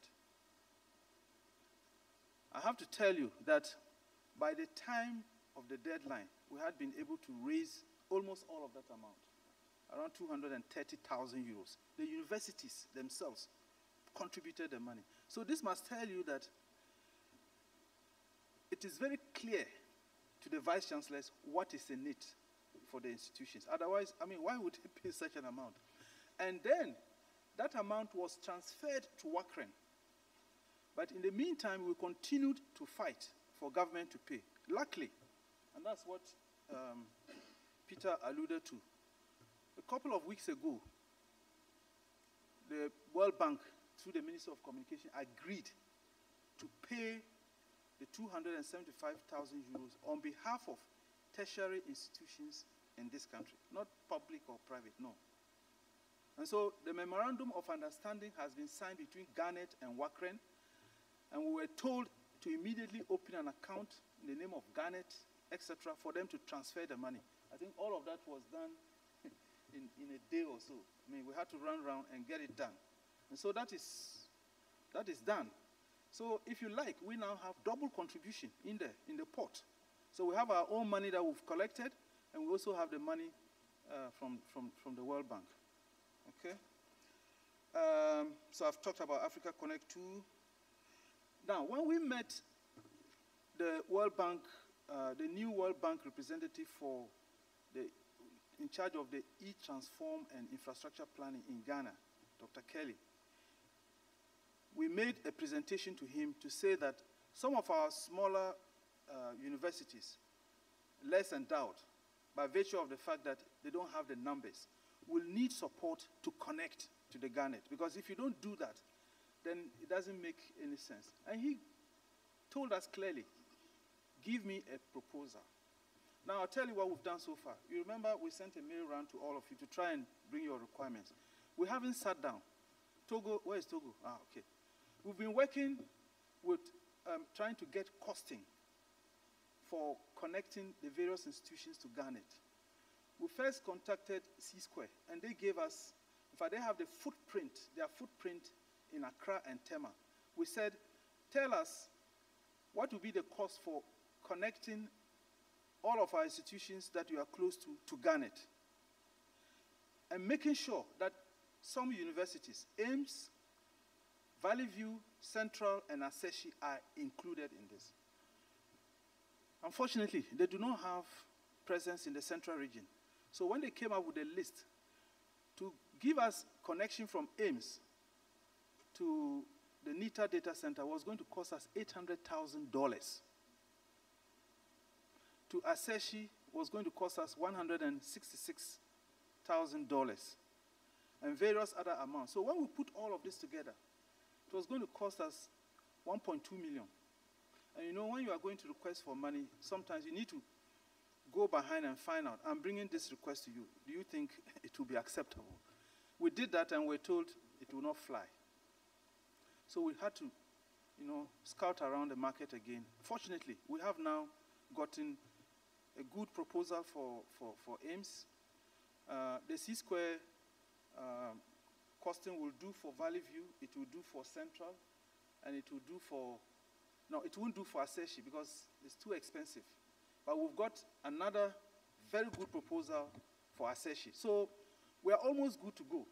But we need to make sure that we have included everybody in the request, because if we don't list you down with the costs attached, if they give us the money and we contract, you may not be included. So just make sure that your costing, if you know it, it reaches Togo. Because next week, whether we like it or not, we will send this proposal to the World Bank so that we get them to give us the money. What we were told is we should look around $450,000. That could fly. But in our proposal, we say, well, this is how much we require. If they cannot provide, sorry. No, $450,000 in total. You see, what we have done so far, for connecting the public universities, what we did was, we said, and I think this suggestion came from my friend Mozart, sitting there, the IT director for KNUST. He called me and he said, look, you say we should connect to Garnet. If you leave it to the individual institutions, they would have to negotiate directly with the telcos. And it is not every institution that has the same muscle to negotiate. So go ahead and negotiate on behalf of all of us. And then, so we did that, and we got excellent deal, excellent. And then we said to Vodafone, go ahead and connect all the public universities, and we will pay it as one contract. I can tell you again that Vodafone has done almost all of that. We haven't paid them a penny yet, to date. We haven't paid. We negotiated last week with them, Togo, and I think, Francis, were you in that meeting? Yes. Yeah, you were there when we said they should split, and you left before that time. So they are going to tell us, in fact, we're saying that we don't want to pay, we want them to finish connecting all. I think UNER, sorry, is it UNER? Yeah, UNER hasn't been connected yet.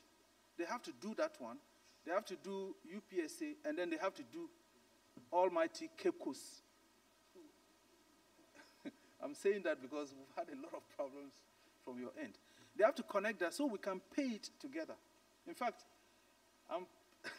we're planning to go and say to Peter that, look into your account and see the contributions that we'll be making. How much, of the cost can that cover? So that we don't have to ask the universities to bring, because that's why we contribute the money. The money is put in there so we can use it to do, to prosecute common interests. Okay, so that's where we are with this. One of the things I want to emphasize is let your estimated costs come for connecting to the Garnet. We're not saying you should bring us estimates for building campus network. No, it doesn't cover that. It's to take you to the meeting point. Okay. Next one is,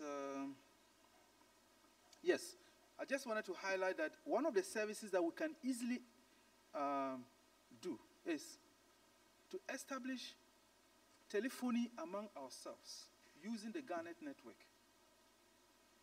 So that, for instance, if I sat in the University of Ghana and I wanted to call KNUST, I don't have to go through the public telephony system. I can do it's voice over IP.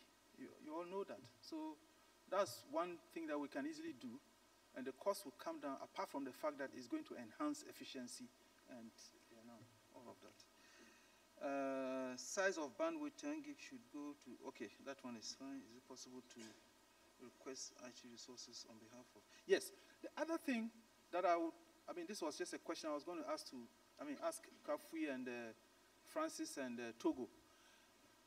The process to obtain public IP resources is not easy. So my question to Togo, I know you have responded to this before, but my question was, why can't Garnet do the request to Afrinic that these are our members, they don't have IP resources? We vouch that they are legitimate, but I think Togo explained it to me. I would like him to just explain that again. Okay, thank you, sir. If Garnet can do that, but what will happen is that the annual fee that Garnet has to pay for that resource will be more compared to if the individual institutions apply for it individually. If we sum it out, Garnet will be paying more because the higher the block, the more money you pay for it. So that is why the institutions need to own their own. And Garnet own a small IP resource for the infrastructure and the services that they'll be running. But the institutions themselves has to apply for their own public address space to be able to address their network. But I think what Sito Lucas is saying is that if Garnet is applying for the institution, we know that, okay, the institution needs /12/18, whatever. Not all the big block. We know the needs of the institution, and then Garnet applies on their behalf. So they don't pay that big amount you're talking about. In that case, then at one point, Garnet can apply for, let's say, 6 other institutions that haven't acquired, each of them having, let's say, /18/18/18, instead of going for maybe /10 or /8 at a go, in which case they will have to pay a huge amount to Afrinic. Is that not possible? Because in that case, it can streamline it easier, and we have a template so that if institution A needs to have this number of hosts so that you can qualify for /20, so be it. We send that template, and then we provide that information to Afrinic. And when we get it, we pass it on to the institutions. And then all the stress are gone because we have done it before, therefore we don't have to reinvent all the stress down to the institutions. I think that's what Lucas is saying. And that, I think, has to be done because we've already done that. I think I have something to contribute in this direction. It's not too hard to work on your own and get the public IP addresses. We tried it, and then within, let's say, about 2 months, we've got it. The reason why every institution must try to get its own is that it becomes like a property you own. And it enables you to do things you want to do even outside Garnet. So to me, we should help them, show them the procedure, encourage them, and let them do it on their own and pay for it. Because as he said, the bigger the block, the more expensive it becomes because they want to restrict the numbers given out. So that's what I would say. Okay, I think that's a fair comment. What I was looking for really is, some institutions submit the application, they query them, they have to go back. Sometimes if you give wrong information, you go to correct it, they are suspicious, and so it becomes even harder. So what I was looking for is there a way that we sort of like can vouch for them, that the information, and facilitate it? And I think that is possible. Yeah. Okay, so at one of the forums, what we tried to do was we got Afrinic rep in that training, and all the institutions were supposed to do their IP address plan. So we submit to Afrinic together, but individual institution, but we are submitting to Afrinic together so that they can give us a block that will be contiguous. But just again, like our own self, from that meeting, nothing happened. We didn't do anything. So that window passed, so we have to now chase individual to do the address plan. So Afrinic was, they gave us a blank check for us to do this thing. And then we did a training workshop specifically on IP address planning and request. We did that. And every institution was supposed to, from that time, do the plan and request for the the block. But we didn't take that one up. So yes, individually, it's something that we need to do because Afrinic will want to deal with the particular institution, not Garnet on behalf of them. Then that Garnet own that block. It's not for the individual institution. So that's how they operate. Yes. Yeah, also, Afrinic too has two categories, like you being an ISP in the making and then an end user. The end user's rate is much more as lower as possible as compared to being an ISP-like. So in the case where Garnet is going in for the rest of them, Garnet will be treated as an ISP, and that's where the overhead cost comes in. So what we can do rather is, we who have acquired ours can help streamline the documents for. And once, now Afrinic has a priority on African universities than any other business. So we can help you prepare your document well and present it, and then to be a one-stop shop. So we are good to go if you want to help. I'm very sorry to interrupt, but we have this. This is why I was saying that people need to request it. There is a core team dedicated solely for helping institutions get IP addresses.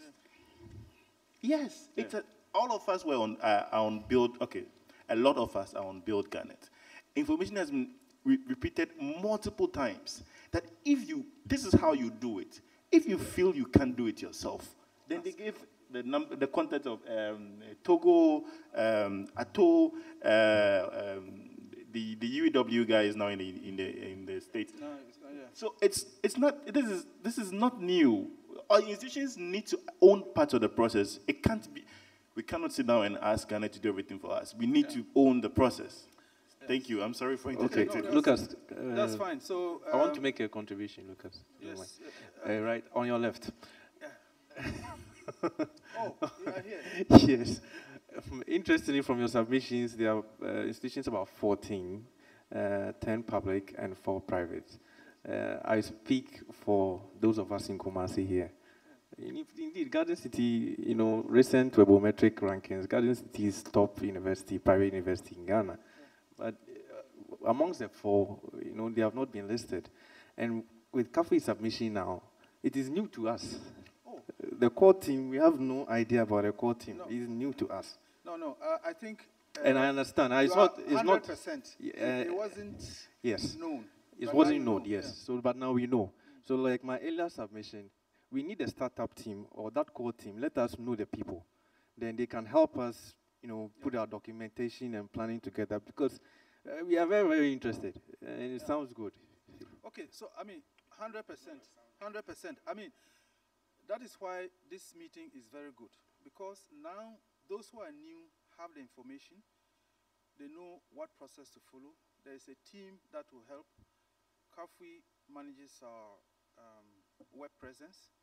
It's one of the core technical team persons. You have Abraham here. He's one of the key persons. You have Togo. Glenn is there. Jacob. Anybody who can help, let's help to do it. And I think the way we can help is, for instance, Togo, you can send a copy of the form that we completed to them and say, this is how we did it. And then you do it. If you have a problem, you ask. And then because we need to move fast. Without that, you cannot join. Yeah? You will not be able to join. In fact, there's so much interest in Garnet now that I have received requests that we need to connect AAU, NCTE, the Academy of Sciences, all of the newly CSIR, in fact CSIR, I took the document there myself, all of the newly established technical universities in the country. So the take-on is fast coming. And so we need to move very fast to get the IP resources, get connected. And if you don't join, it means that the 275,000 euros that they've paid, you are entitled to it, but you cannot benefit. And it would then mean that you have excluded yourself. Yeah? So don't be excluded from money that belongs to all of us. They paid it on behalf of all Ghanaians. So If you don't join, then it means that you have decided not to come to the party. So we are encouraging everyone to do that. As I said, I'll put up a few slides to try and explain more, because I've seen that some of the information that we've been passing around doesn't really get to everybody. So I will stop now. I don't want to talk too much. If you have questions, then you can ask. Yes. Yeah, we will invite some questions. Thank you, Mr. Chairman. Maybe, apart from my boss, the senior coordinator here, from some experience I've gathered, I think one of your questions have not been answered or addressed. You also mentioned that some institutions have tried, and then they have been queried to come back to check credibility. So a solution can be that, aside the template that you share with them, can Garnet have another template where they just have it, put the university's name on it, so that in addition to your preparation, your documents that you are sending, you add that one to it, so that you don't have to be returned to Ghana to ask whether you are really an institution or you belong to Ghana, you know, so that you add it and it's like a stamp on it, then it goes once.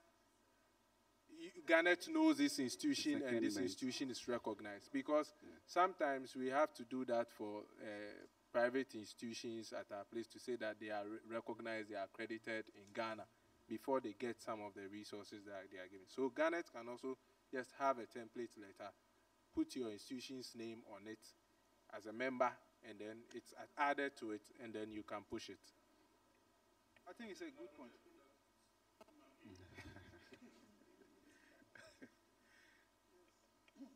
Okay, I think one of the reasons why this thing was returned was the information that was provided was not correct, not because they did not recognize the institution. For instance, the institution asked for /17 address space. That is big.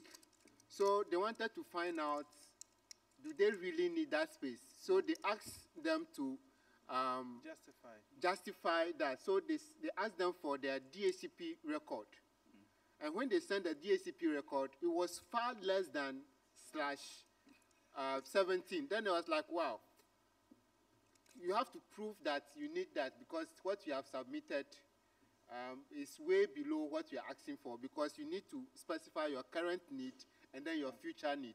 But your current need is not matching your DACP pool. So, and then once the block is big, you need to show evidence of purchase of equipment, documentation that you have purchased this equipment, that equipment, and therefore you have so many switches and routers, and therefore you are able to use the resources that they are going to give you. Yeah. So that was why they had to return them back to go and do. So when they submitted, then it became, oh, then first you don't need this block, why are you asking the block? So now extra question was asked. So that was the problem.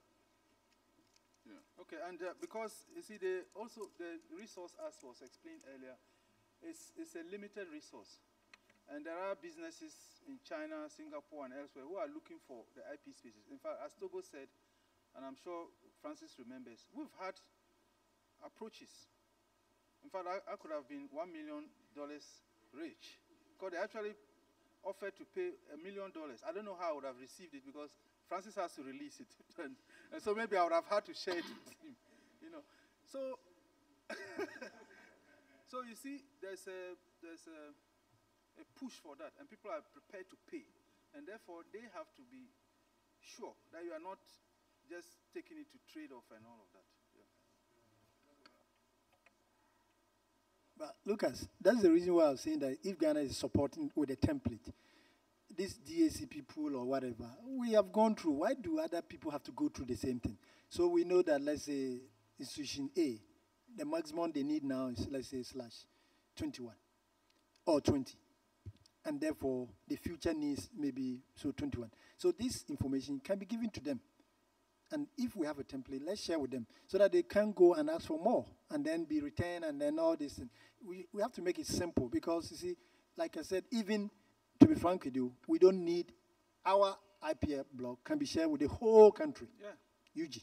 We don't need extra, but it's because it's sitting down in Southern Africa. That's why we are asking for it. Otherwise, we don't need all that IP block. So we can share this kind of template with the institutions. So again, like a colleague said, let's get the people who are fronting to provide this information, a template, this, blah, blah, blah. And then if you go and ask for too much, they will ask you too many questions. And you don't need that too much block. Yeah, it comes back to the point that Kafui made. If you don't request, how will they know you need help? You see, so this is to encourage all of us. If you know you need help, say it. Because if you don't say it, nobody knows whether you need the help or not. Yeah, I think now we know you, so act. Yeah, Mr. Chairman, I think the EU project is coming to an end this December. And I wanted to find out how long can we benefit from this payment that we've actually made. Yeah, that's a point that I think I missed it in my... What it is that we're going to buy the services from Wakren. Now we have money in the port. So what it means is that we keep drawing from the port until it finishes. But it wouldn't make sense to keep drawing from the port until it finishes. Then after that, what? That's what you're asking for. So is the sustainability aspect. So let's take a hypothetical situation like currently we use 10 cedis to buy. After negotiations, we are able to consume at, say, 2 cedis. What we can tell ourselves is that, okay, we used to buy at 10. Now we can buy it at 2. Okay? But we'll continue to procure it, say, at 5 cedis. And putting the 2 cedis in the port, yes, to continue to sustain. Because they are not going to give us, well, they say Africa Connect 3 is coming, but you don't know what that will do. But we cannot, as our president is saying, Ghana beyond aid. We must start thinking of how we can sustain ourselves, because when their policy changes, then we will suffer. So that is the thinking around. We haven't arrived at those numbers yet because we need to negotiate with Wakren on the price. As you all know, the last time we met at, when we met the World Bank rep, we shared the costs of bandwidth. And you see that some of us are buying at cheaper cost than others. In fact, what some of us are buying, paying for STM1, others are paying that for 60 meg. You can see the disparity. So we go to the same market. We both have 30,000. I'm able to buy 1 STM, but you are only able to buy 60 meg, which is like less than half of what, is it? Yeah, it's less than half, because 1 STM is around 155, not so, which is just not acceptable. But even those of us who are able to buy at so-called cheap rate, it's not. We could do better still. But we can only do that with our combined muscle. So if we come together, then we are able to negotiate and get better. So answering directly is, we do not know how much yet, how much the money in the pot will last us, because we have not negotiated the price with Wakren yet. Last week, Dr. Barry, he should have been in this meeting, but I think he said he was going to Morocco. He said they were discussing it. I think this weekend they'll complete their discussions internally, and then they'll come to us and say, okay, we're going to offer you, I don't know, $20, $25, $30, etc. And then we negotiate.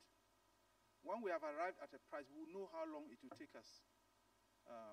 And we also need to agree how much we'll pay for it. Okay? So what it means is that the price that we get, we will need to decide that, okay, we are getting it at 1 peso, but we all agree that we'll be paying 2 pesos, and the 1 peso will be going into our reserve to renew the resource. That has to be an agreement among the stakeholders. Have I answered the question?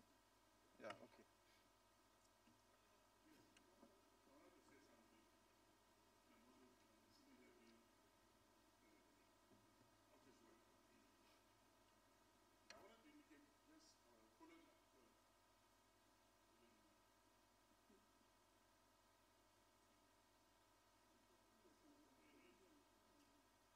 I have to say, before you come, I have to say that I'm very impressed about this. I think we have to give a thumbs up to the KU.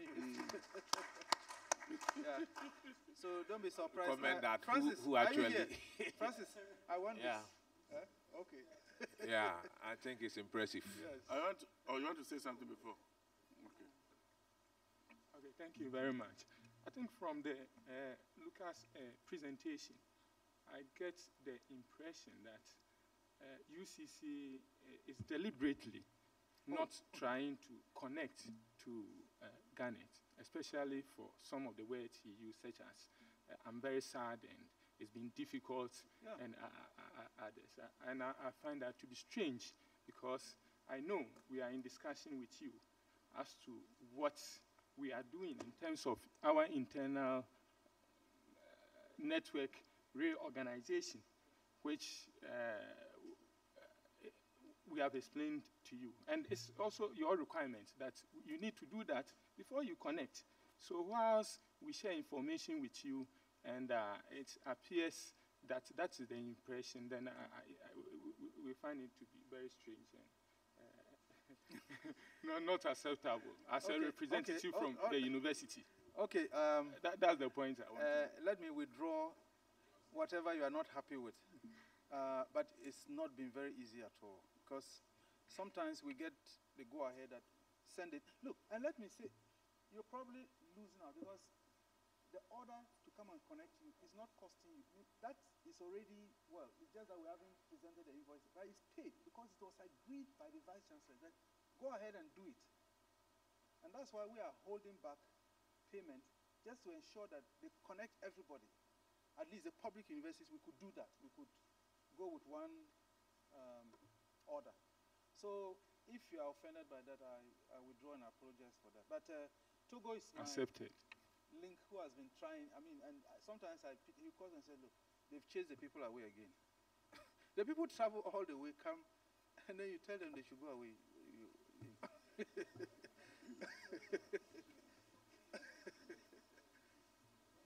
Okay, but yeah, we will talk. Cape Coast try to improve communication. My only solution. Try to improve communication between your directorate and the office of the Vice Chancellor.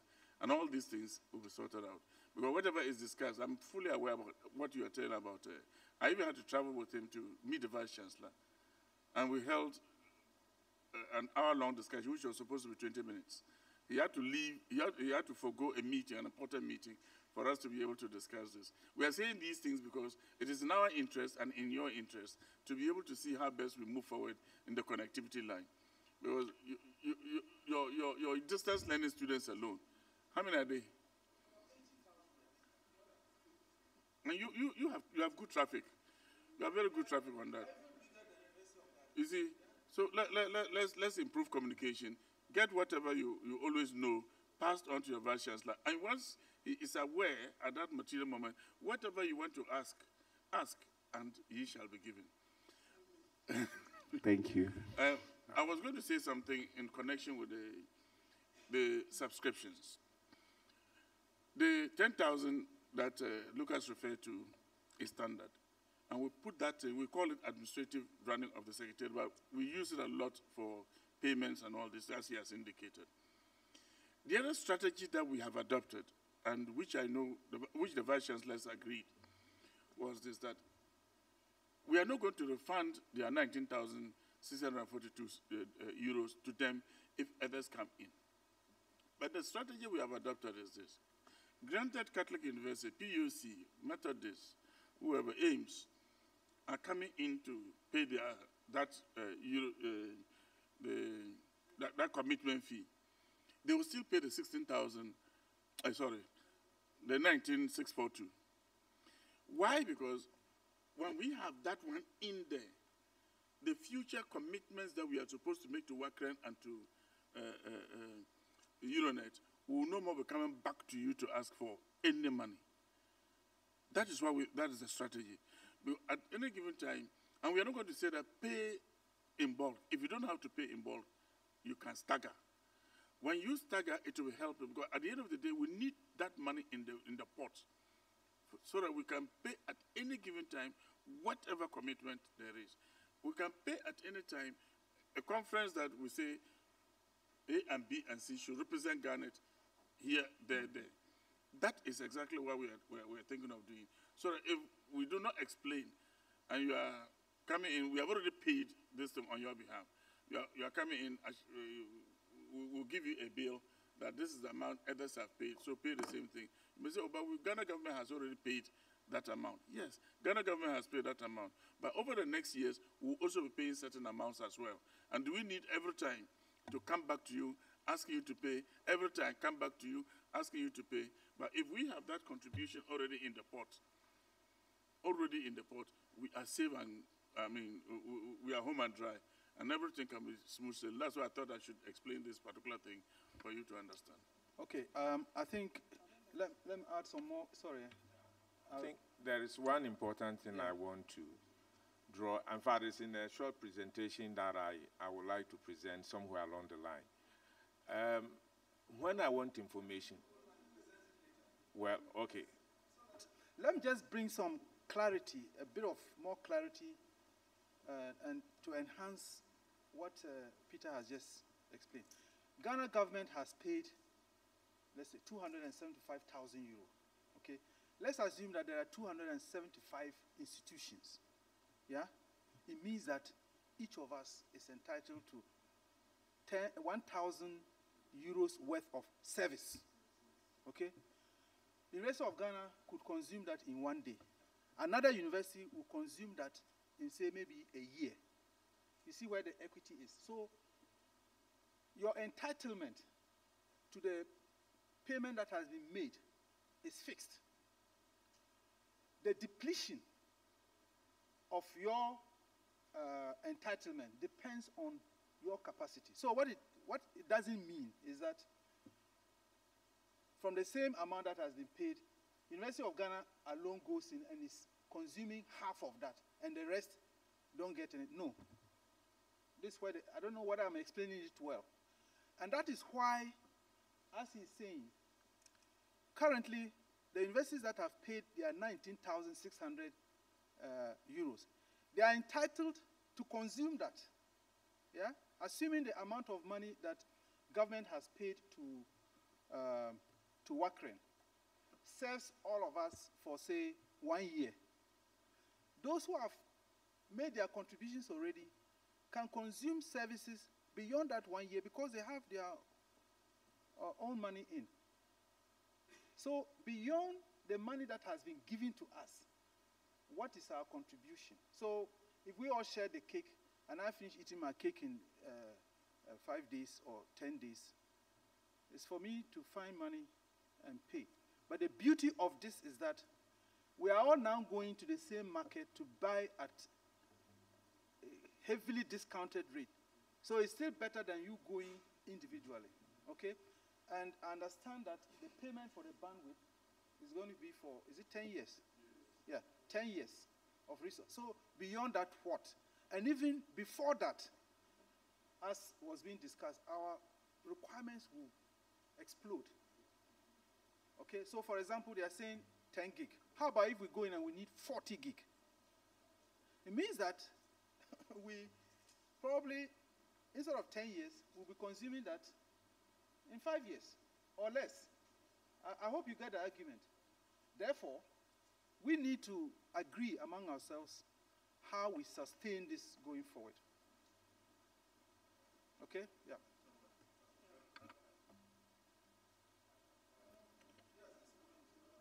If you want to speak first.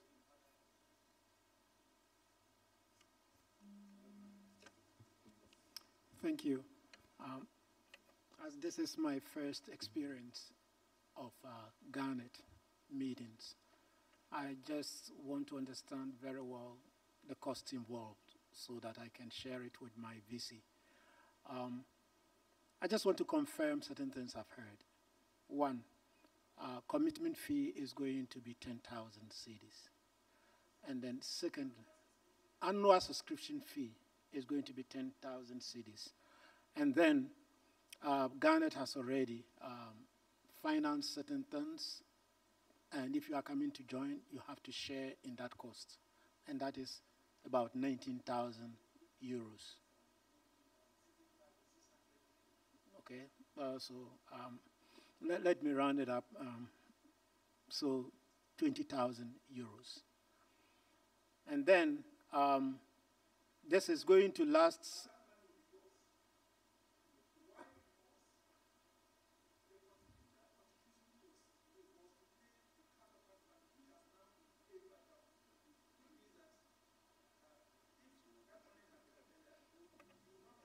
Lucas. I'm not done yet. No, I was just telling him to turn on his mic. Okay. Okay. All right. Okay.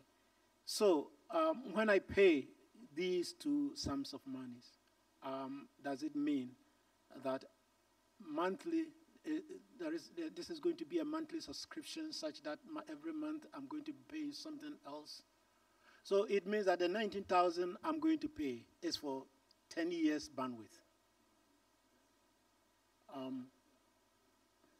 Okay. I just wanted to know. That's correct, but because our requirements will increase, we will need to probably pay additional amounts along the line. But you see, all of that we will engage and discuss when we know the unit cost from Wakren. Remember, we are buying the service from Wakren, and then Wakren will come and tell us, okay, instead of paying, Francis, your research says that the average is around $60 per meg. Yeah, 60 or $65 per meg. We are able to bring it down to. Don't hold me to this. Say $25, but we'll try and force and do better than that. So if it comes to that level, it means that we've made significant savings. And therefore, what will happen is the amount that has been paid in our favor, we will say, okay, if we are consuming this 10 gig at this price, over this period, how long will it last us? But what the agreement that Wakren has done is for 10 years, which means we can decide to pay nothing and go the 10 years, but it may not be like that. Yeah.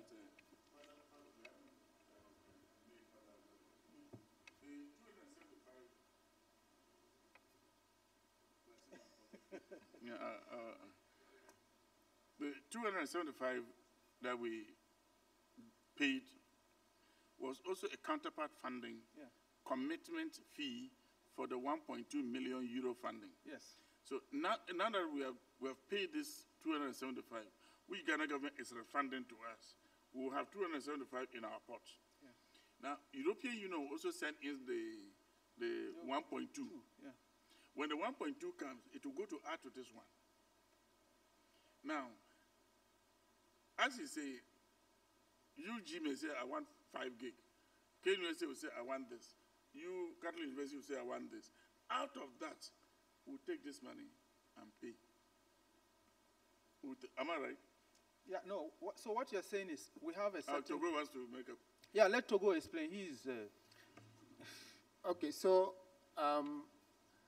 this bandwidth that, or the counterpart funding that has come, Wakren divided it into blocks. So they have 10 blocks. Because it's not only Ghana alone that is in this. So they divided it into 10 blocks so that no one country can hijack the total bandwidth. The money that European Commission is giving. So they divided into 10 blocks. So each block is the 275,000 euros so each country, each NREN can buy a slot. But after distributing the slot, if some is left and then a country is ready, you can buy additional slots. So the money that we contributed right now, we can buy two slots instead of one slot. Yeah. So what it means is that 2 slots is like we put in 20 CDs, and they will multiply 20 CDs for us by a factor of 4, so that we get 100 CDs. So if you put more, you get more. Of the factor within the period. So when the contract ends, any money you put in has the same value. It doesn't have a multiplying effect anymore. So this is a good time for us to take advantage of what is available. So if you have the 2 slots, then it's to our advantage, because then we have the multiplying effect. Otherwise, when we go after the time the project ended, we'll not have the multiplying effect again. So if the slot is available, we'll get the 2 slots. And then out of the 2 slots, the money that we contributed, we can get it at that price. Togo, let me try and address... Can I come in? Yes. It looks like there are 2 traffic. What he wants to know is how much it's going to cost. Now, you are not addressing the traffic. Yours is the needed to work. That's what you are saying. That is the 10, that is what the European Union is paying. That is the 10 years. Yes. But the traffic from the university to DITA, it's the university that's going to pay. Yes. So he has to know. Yeah. But you haven't told him. Okay. He wants to know that now, one too. let me just, okay, it's good that I also didn't avert my mind to that. Now, there's connection from your institution to Garnet. That's something that we are negotiating. In fact, we did the common negotiation that I talked about, that we're doing on behalf of all Garnet members, was done on that basis. And I think at that point, we got 10,000 for an STM on the local circuit. That was the standard. We also had prices for 45 meg, etc., etc. We have determined that those rates are too high. And we have renegotiated and told the service providers how much we think. And let's just open it up. Togo, we can open up, Okay. So we have said to them that, and that was, I think, last week in my office, I told them, we don't like 10,000. What we like is 3,000. Yeah? Yeah. For one STM, I see that Francis normally, I've told him when we are negotiating, he should just wait and give me support. So I left. so he had to leave. No, the support was there. Togo was there. So we have told them. Oh, sorry, I gave him the support. Yeah, but I couldn't stand with the way he was pushing too much down. I wanted to. So. When it comes to that, I push very hard because we know the money that they are. So we've told them that instead of 10,000, we are prepared to pay 3,000. They screamed, but they said, well, we'll go and come back. And you know, in negotiation, if your counterpart says, I'll go and consult and come back, it means it's possible. All right? So we are waiting for them. Togo, when are they coming back? What it means is that for the prices that we are currently paying, we can buy 3 STMs from one. Plus, if currently you are paying, say, 34,000 on your primary link to Vodafone, it means that you can now, you can do your, and that's why in my mail I said, a lot of this now depends on strategy. Okay, what do you want? I have 1 STM on my primary link. I want to, or maybe I have 3 STMs on the primary link. I want to convert 2 of those onto the local circuit. So I can buy more, or one of them to buy 3 on the local. So I have 3 STMs on the local, and I'm left with 2 STMs on the primary. It's a huge benefit. Or, if you are very confident, like Kafui, you take all away and make the Garnet your primary link. So you can imagine what you're getting from there. We do, well, you leave something small on the primary link. And our students these days, what we found out is internet is equal to YouTube. Yeah? When they are complaining about the internet being slow, it's because they cannot fetch from YouTube. And luckily, as Togo showed you, we have access, Garnet has access, connectivity to the Ghana Internet Exchange. And this has been part of the the problems that University of Ghana has faced. We have, I mean, strategy, we've taken advantage of that, and we are connected to it. So our students fetch from there. I think EUW tried it and they said no, because it's giving priority, it was creating problems for you. But if you plan it well, you can access that right now. Okay? So directly, yes, we can't give you the cost. I mean, I'm sure worst case scenario, we'll settle on 4, something like that, 4 or 5. That's for the local circuit. That's for one STM, which is a unit block. He wants to know the cost. No, so what STM, how much bandwidth are you getting? No, yes, I think he needs the full cost scenario. Full cost yes, scenario. he needs to know when he goes to the vice chancellor what cost estimates he needs to tell. I think he needs to be sat down by somebody and brief him fully, because he would need some commitment after this Wakren thing. The Wakren thing, like Togo said, is for the whole of West Africa. 10 gig is nothing. So if you want to go more beyond what Ghana will get, there's some contribution you need to do. So that, I think he needs to be sat down and taken through all the process. We can't answer all his questions. But you need the local cost payment even to enjoy the current Garnet arrangement that they have with Wakren. But that is a small cost. But going forward, I think he needs to be sat down. The costs are 2 components.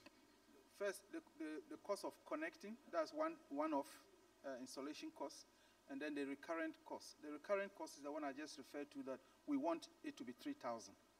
What we currently have, the offer we currently have is 10,000, that's the recurrent, plus the fixed cost, which is normally around, in fact, in the case of Vodafone, I think they did a waiver on most of those. But that cost will be there, one-off, recurrent, and then before we come to the Garnet one, we need to prepare that and send to you via email. The last one is, even before the last one, I just want to ask for some considerations, because this is where some private universities are going to be choked out of Garnet because of financial constraints. I would ask that if any way possible, we know that it is not fair when you are dealing with commercial issues and you are dealing with business issues. You have to be fair. And if one person pays 1 penny, everybody pays same. But with private universities, you know the reality is that we don't carry the same numbers of enrollment as the public universities and even some of the well-known private universities. And so we have really cash flow issues. And because of that, if Garnet can make it possible for some of these private universities that are not doing well financially, by at least looking to our numbers and trying to bring the costs that we will have to shoulder a little bit down, so that those that can have the strength can carry more, those that do not have the strength can carry a little bit less. I know that this is not a fair thing to ask, but I have to ask anyway, because at some point, if we cannot finance it, we are choked out, no matter how much we like it and we desire to be part. Yes. So and that cannot be answered today. That's a consideration I'm suggesting and I'm asking. I can give you some information. And then the last one, so that I don't talk against, I give somebody a chance. Is there any payment plan for both the 2 parts that has been explained? The Garnet connection, 20,000, and then access the local connection. Is there any payment plan that is going to be put in place? Now, the local circuit, as I said, there are 2 components. There's a fixed cost, okay, and then the recurrent cost. The recurrent cost is the one we are trying to bring down from 10,000 to 3,000. That one you will find. Is it for a year or a month? No, that's monthly recurrent cost. Okay. Currently, the local circuit is 10,000 for 1 STM. That's 155 meg, which you may not need. It depends on the size of your organization. You say? Yeah. Yes. You just need that, which you find very, very good.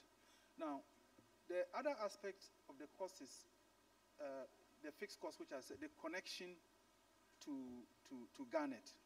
And that is the one where we made a request to the World Bank that we have a lot of private small universities. We want them to help us to enable that. So if we are successful with that next week, we are supposed to present a proposal next week. As we said, we are collecting costs, and we will include your cost of connection and all of that. If they pay us that, or when we are sure that that is going to be paid, we can immediately activate the construction or the connectivity, so that that will be taken away. But in that case, we are just hoping that we'll get it. But I still think that you will find that it's not too expensive. It depends how far away the point of presence of the service provider is from your institution. Sometimes the initial installation cost, they just waiver it. In fact, they did, some of it is 1,500, 2,500 Togo. Yeah? It's not much. So you may find that your connectivity costs will be very low. Now, the other part of it, to the WACREN, as he said, you will have to negotiate the payment plan. How long or how often do you think you can make what installments? But the thing is that you will not, once you get connected, you will not be excluded because government has paid on our behalf. So you are already qualified. Yeah? The only additional thing is now what we had agreed among ourselves to already contribute, which is now a bonus to us, which would then allow others to take time to pay because, as you say, we don't all have the same economic muscle. I hope this has clarified, but we would put all of that together and we'll share all of the presentations that we've been doing to all of you here so that you can see, because I think every 2 months or so, there are presentations explaining where we are, showing the progress, and all of that is sent to the IT directors, okay? You may not have seen it, but we'll send them to you. And when you go through, and then also a status report that was requested by the World Bank through the Ministry of Communications. We have one document that shows the status, how far we've gone, what we've done, what is available. When you read that one, you will understand everything. Okay, I guess we will take maximum of 2 questions. Maximum. My hand was up for the very beginning. You've been. Nana should ask the question. Okay, Nana hasn't spoken. Yes, thank you. Over here, we've heard a couple of very useful information so far. I want to narrow it a bit too. Abraham spoke about we need to come up with some form of standardization and then share it among us. I share in that view. And that person spoke about requirements, where we are, where we want to get to, and then we need to have some time frame or timelines allotted to each. Yeah. Some years back, we met and Professor Queno asked, and said, Lucas, I know you remember this very well. When are we passing traffic? Because yes, I remember his statement was, when I see traffic, I'll open the pipe for you. Exactly. Togo, are we passing traffic? Okay. Okay. I am particularly concerned about that because let me use this opportunity to tell you, GIMPA for some time now had issues internally, but thankfully from the last April to now, we are stable and the top people are beginning to hear us. It takes a long fight. Mr. Chikabatia is more than aware. Behind the scene, he directs me a lot how to even go and do my fighting. The truth is, we need to go to somebody and tell him, this is what we need now. And by this date, if you are able to aid us or support us or give us these tools, we will get the traffic. Yeah. So my question comes again, when are we getting that traffic? Okay. Look, thank you, sir. The quick question, the quick answer to that is, from what we have heard from WACREN, March, Togo, is that correct? March is when they are ready. You know, at one point, I threw a challenge to Wakren. I said, Wakren, we will be ready. Are you ready for us? And they were laughing at us. You remember, I mean, we have always been the laughing stock in the region. They say, oh, you guys, you will never be ready. Now we are ready. And they are not. In fact, we'll be fully ready in 1 week when the dark fiber connection is made. And what we are negotiating in the back, and that is a credit to Togo, is that as soon as that link is in place, they will open the pipe for us. We will not pay. Yeah. In a week, that connection will be done, and then we'll have the pipe open. So those who are on it at that time, you can search for free. You can do your stuff for free until this is through negotiation, and they know. So you can start, we'll tell them that we are testing. In fact, we've asked for testing period. We want 1 month. We want to be enjoying ourselves at no cost. Okay?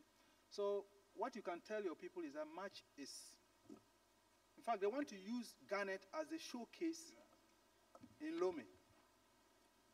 So we want to activate before that time, and we will do it. That's not a problem. We'll get it done. Where we are now, we are done. It's just 1 week. In 1 week, I have the mail. They sent the mail to us, I think an hour ago, or 2, yeah, this morning. Now, in 1 week, the connection will be made.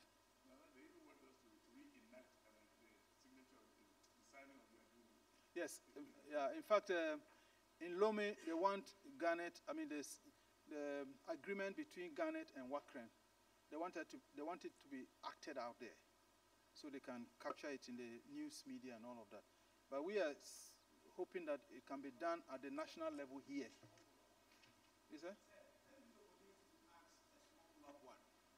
I know on our platforms at our own levels, we've been talking about the possibility of going as a team to Togo. Please, can you update us on that? Well, let me answer the other. You asked 2 questions at that time. When the connection will be ready, and then something else. The standardization. Well, I think when we met Barry was passing through Ghana, and we had a short meeting with him, and he encouraged us that we should try and standardize, because you see, when we interconnect, it now means that we are on, if you like, the same wide area network. And we should try and encourage ourselves to standardize on certain equipment. And so, yes, even within an organization, it's good to standardize. So that is on board. The next thing you are asking is going in a bus together to Lome.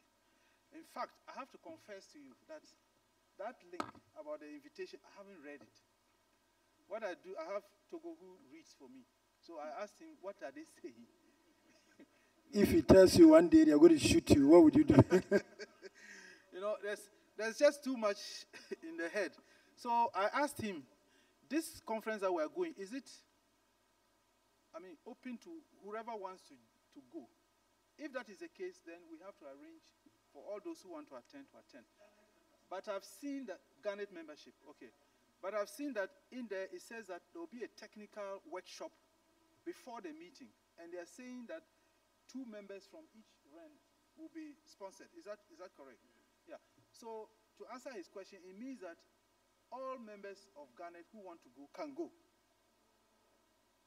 That's what I haven't looked through the text, so I don't know. Have you checked that? Is that okay? Yes.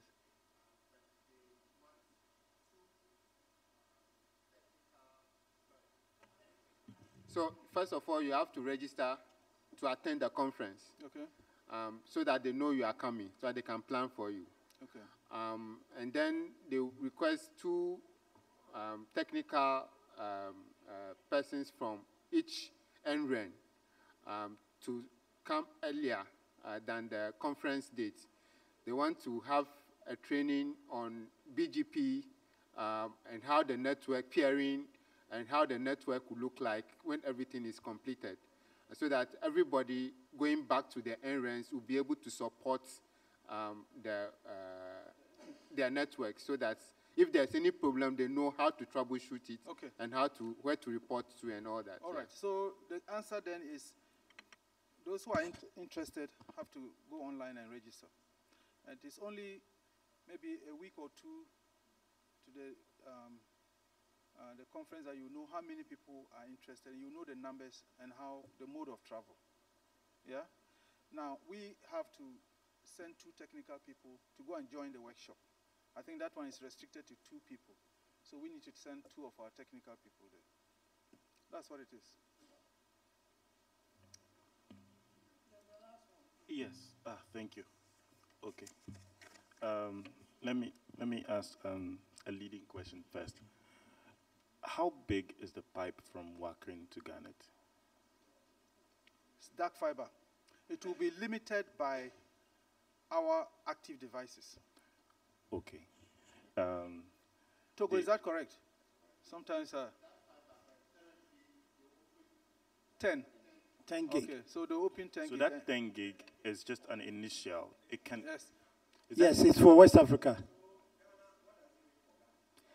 So, Abraham, this question has been discussed, and they have answered it here. What it is that for today is 10 gig. But if we come on board and we have so much need, then Garnet would have to engage Wakren. Ghana. The 10 gig is for West Africa. Well, yeah, we share according to some ratio, which I cannot say. I thought you said every country is entitled to 1 gig. Oh, that's not the case. Togo, explain. Is every country... Okay, currently, the 10 gig that Wakren has signed with May1 is between Ghana and Nigeria. Okay. That is the 10 gig pipe that is there. Okay. So Ghana and Nigeria will be sharing that internet pipe. But as I said, when they start operation and the demand grows, they are willing to add more capacity, because for any network operator, you want to see the traffic. You don't want to have a big pipe, nothing is going to it, and then you are paying for it. Because whatever you request for, you pay for it, whether you use it or not. Okay. So but what about between Nigeria and the international traffic? Between the POP, that one is a bigger pipe. I mean, an X pipe that we don't know. Between after Nigeria, what happens next? What's the pipe size? Or that one is pay as you go? The Nigerian POP. Nigeria and Ghana, they are sharing a pipe from Wakren. Which is 10 gig? Yes. Okay. You understand? Which means Nigeria doesn't go anywhere else. Okay. They come to Wakren with Ghana. So where's the Wakren dropping point? That's what Ibrahim said. Wakren is dropping at May1 in Ghana. Yes. Yeah, so that answers his question. So the capacity from May1 to the rest of the world is, is huge. Okay, thank you. Yes. So I had not finished with my... Who's talking now? I was speaking. Ah, so okay. I actually have 2 areas I want to get understanding of, so please bear with me. So the reason I asked about the size of that pipe, and I'm sorry if maybe I stepped out and this was discussed. If we are sharing 10 gig, let's assume it's 5 gig each for Ghana and Nigeria. As I understand it, because of the AC2, Garnet has access to that 5 gig. Yeah. What is the bandwidth access agreement for Garnet institutions? UEW says they have 1.2 gig right now. So how are we going to share that 5 gig? Togo wants to answer. I think that's a very good question. The thing is that what we have now, based on what each of us is contributing, we need to look at that for, what do you call it? I think there should be a quota as at now, so that it will be fair for all the people, just like Wakren is doing right now, that every slot that is there, no one country can buy all the slots because they have money. But they divided the slot into 10 so that each NREN is given an offer first to be able to take it. If there's extra that is there, they don't want to let that go, then whoever is ready to take it, they are willing to give that to Okay, the person. so thank you very much, Togo. So this is... I think his question then would be, it So means that it at means the time as at of the now- sharing, it means that at the time of determining how Yes, much as at each now, get- we have not determined a formula for sharing among Garnet members. Okay. Yes, and that was what I was So- going to help you with, that that sharing will be for members. You cannot project into the future and say, oh, there are going to be 100, so we will share among 100 and wait for the... Yes, actual. At the time of concluding everything, when it's those who are on board. The actuals. I'm sure maybe you want further. It doesn't mean that one to how will you share it even amongst the Exactly. Ghanaian, No, Ghanaian membership? okay, let me just explain. So if it is a complicated question to solve, I suspect No, it is it's not not a simple question to solve. Yeah. Can we have some kind of resolution on deciding this? Let me say, fairly I had in my notes here at some point later in it? discussion with Dr. Patrick Ewua. Or is he a professor now? Because those who are professors don't want you to. So I'll say Professor Patrick Ewua, Aseshi. He asked me that same question. He says, how much is left to pay to make up for the 275,000 euros? That was because at that time we hadn't fully collected the monies from the universities. And I think I told him 166,000 euros. And he said, okay, he would be able to pay for that. And so then he asked me, so if we pay that, what services will we get? And I asked him, I said, okay, when you pay, are you paying for Aseshi or are you paying for all the private universities that are members? Okay. I don't quite remember how he answered that question. But what it means is, assuming that of the 275,000 euro, 75,000 is our contribution towards buying the equipment to set up our contribution to Wakren to put the infrastructure in place, which means that it's now left with 200,000 euro for all members of Garnet. So assuming we have 10 members, it means that at that point, everyone is entitled to what, 20? Yeah, is that correct? Yeah, 20. Now you look at, okay, so everyone has 20. What is the cost, the per unit cost of bandwidth? Per unit cost is, say, 10. So everybody then is entitled to 2. Okay? That's what you are going to get. And that will last for a certain period. Now, if you say, no, I need more, Togo, and you must correct me if I'm making a mistake. If you need more, you then have to pay beyond the free one that is coming as a result of government's payment, which is fair. And that was what I explained to Patrick, and he said, well, that's fair enough. It means that you consume resources equivalent to your contribution coming out of what government has paid plus your own contribution, which I think is fair. So we start with the same amount. And then okay, so correct me if I get, let me repeat so that you correct me. So right now, let's assume everybody's paid up. Yes. The 10 gig, not the 5 gig, will be split equally among the, is it 14? Yeah. 14 members currently. Yeah. Please, then how do we deal with new members? Yeah, that's, no. I'm sorry, because I'm sorry, but the logistical details is where I am concerned, because I have to go back and explain this. No, it's a good question, and that was why I was saying that, for instance, if we know that there are 200 tertiary institutions in Ghana, and as at now, it's only, say, 30 who are members of Garnet, are we going to say that this benefit will go to the 30 or it will go to all the 200? How will you know whether the rest who are not members today would want to become members? So I think with every organization, if you are not a member, I wasn't talking about all of the potential members. I was talking of, for instance, if after, say we agree here right now to do this, if tomorrow another private university comes and says, oh, we heard about Garnet and AC2 and Wakren, and we think it's a good project, we want to join. But by now, we've already split it 14 equally. Okay, that's why I think Peter has sent... So I'm just thinking of asking for the next person who joins. No, you want to deal with that question? Okay, let's go. Yes, sir. Thank you, Chairman.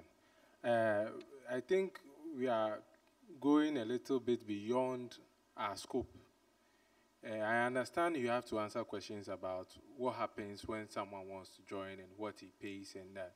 Remember, this committee or this group can only talk and take decisions or suggest things about technical. There are other vice chancellors who meet at their level to discuss other things, registrars, finance directors. So let's not try to box ourselves, because I'm getting the feeling that we will not be capable of answering some of these questions. They go beyond our scope currently. So I suggest we discuss the technical issues for the people or the current team, those who are on board. Now, moving forward, I believe that they can go further to Peter's end and then discuss the terms that should be applied going forward. Okay. So that we don't well lose noted time. about the future one. I will let that go. But please do keep in mind, we have said the ICT directors should update their VCs and their staff. So we need to understand these things. And this is mostly a technical inquiry I'm making. So we need to understand this so that we can go back and explain. Father was talking about how he has to go back and explain back on campus. We have to understand it here.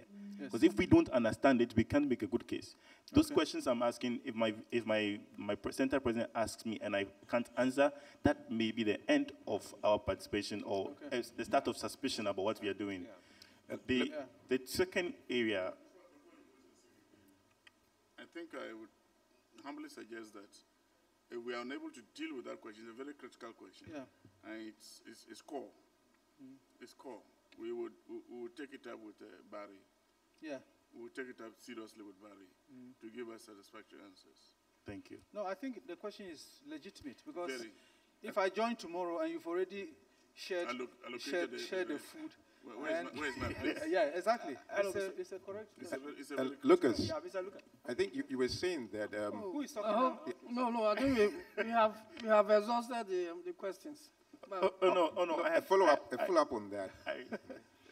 I think that you said that there's a base allocation. The extra, where would you get it from? The what? The extra, I said that the initial will be allocation based on the numbers. But if an institution wants an extra, where are we going to get it from?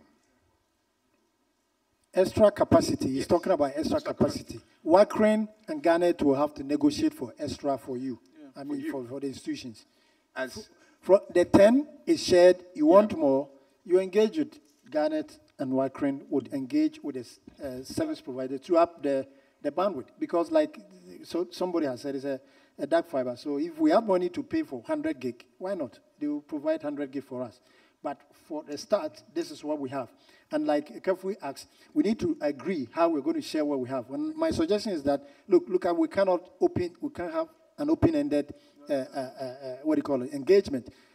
At the end of maybe next week, anybody who joins after will not benefit. We cannot give it that anytime you come, you're going to benefit from what we have. I think that in life, look at free SHS. The people on second year are not enjoying. I mean, you can't increase, you can't open it there. So those who have paid up enjoys it today. Anybody who comes up, of course, any negotiation, future negotiations, they will also enjoy. Okay, we will take some. I'm sorry, I've been hijacked. My time has been hijacked. Maybe because your question will be answered. Please, let's continue. Yeah, just to add to what Mr. Poachi said. In fact, Wakren has a model like that. For the members who currently contribute to the counterpart funding, for this negotiation, they get the bandwidth at X rate. New people who are now joining, they are going to get it X plus some rates that will be determined. So that it's fair, because it's like you have gotten this one, and then if you are coming to join later on, you need to, because you need to build a buffer again for new purchase. So it's not an open-ended something. At a point, these are the people who have contributed to getting this thing, and this is what they are sharing.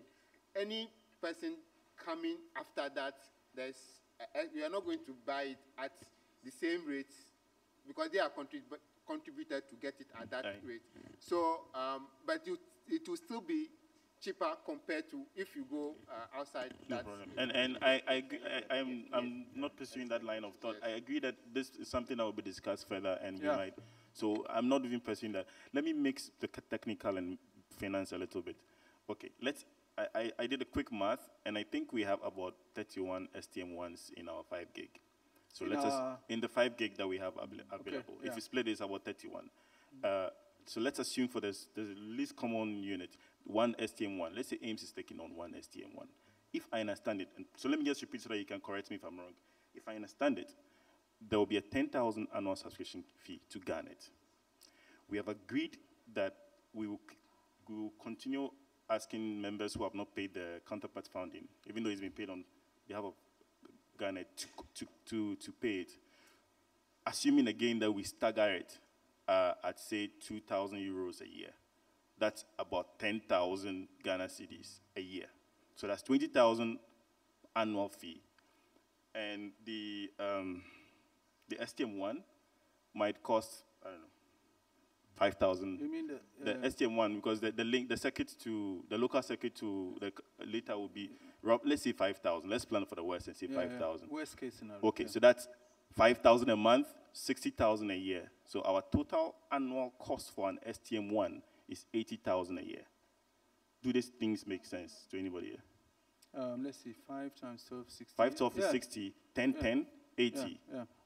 So if I go back, because when we budget annually, we don't do it monthly. So one STM1 is 80,000 Ghana cedis, roughly. Please don't hold me to these figures. These are rough figures. That's local plus internet. Yes. Yeah. Okay. Thank you. Yeah, it makes sense. I mean, that's roughly. Like Father was saying, we have to go back and defend the technical and the financial side of the thing.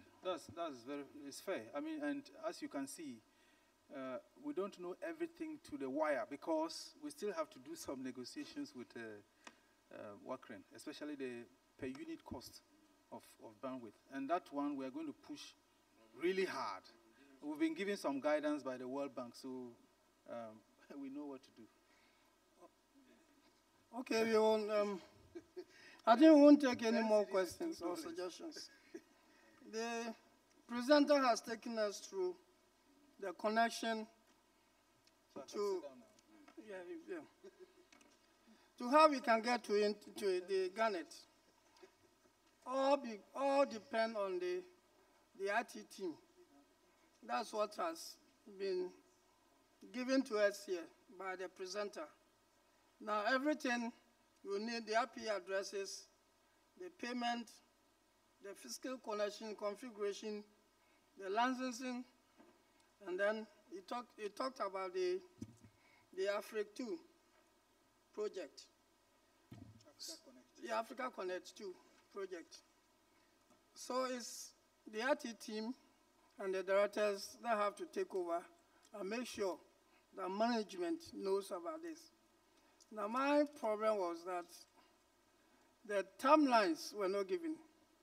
Because once the IC team goes see management, there must be timelines that you are connecting by March ending, and we don't want to be left out.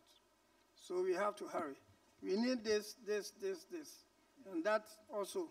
If you are inviting the technical team to come, then the payment of the transportation, the hotel bills should be taken care of. So I think we should convey this immediately to our management, that we are in a hurry. As the president is always saying, we are all in a hurry. We have to hurry and connect. We are late. And then get the benefits. He says we are late. So let's put our hands together and then thank the presenter. Thank you. Thank you very much, Nana. Time is fast spent, and we need to stretch our legs. We'll break for lunch. We'll have lunch right there. And in an hour, we'll get back to this place for the next presentation. During the period, the presenters are supposed to make their slides available so that the technical team will set them up. So for now, it's lunchtime, please. Thank you very much.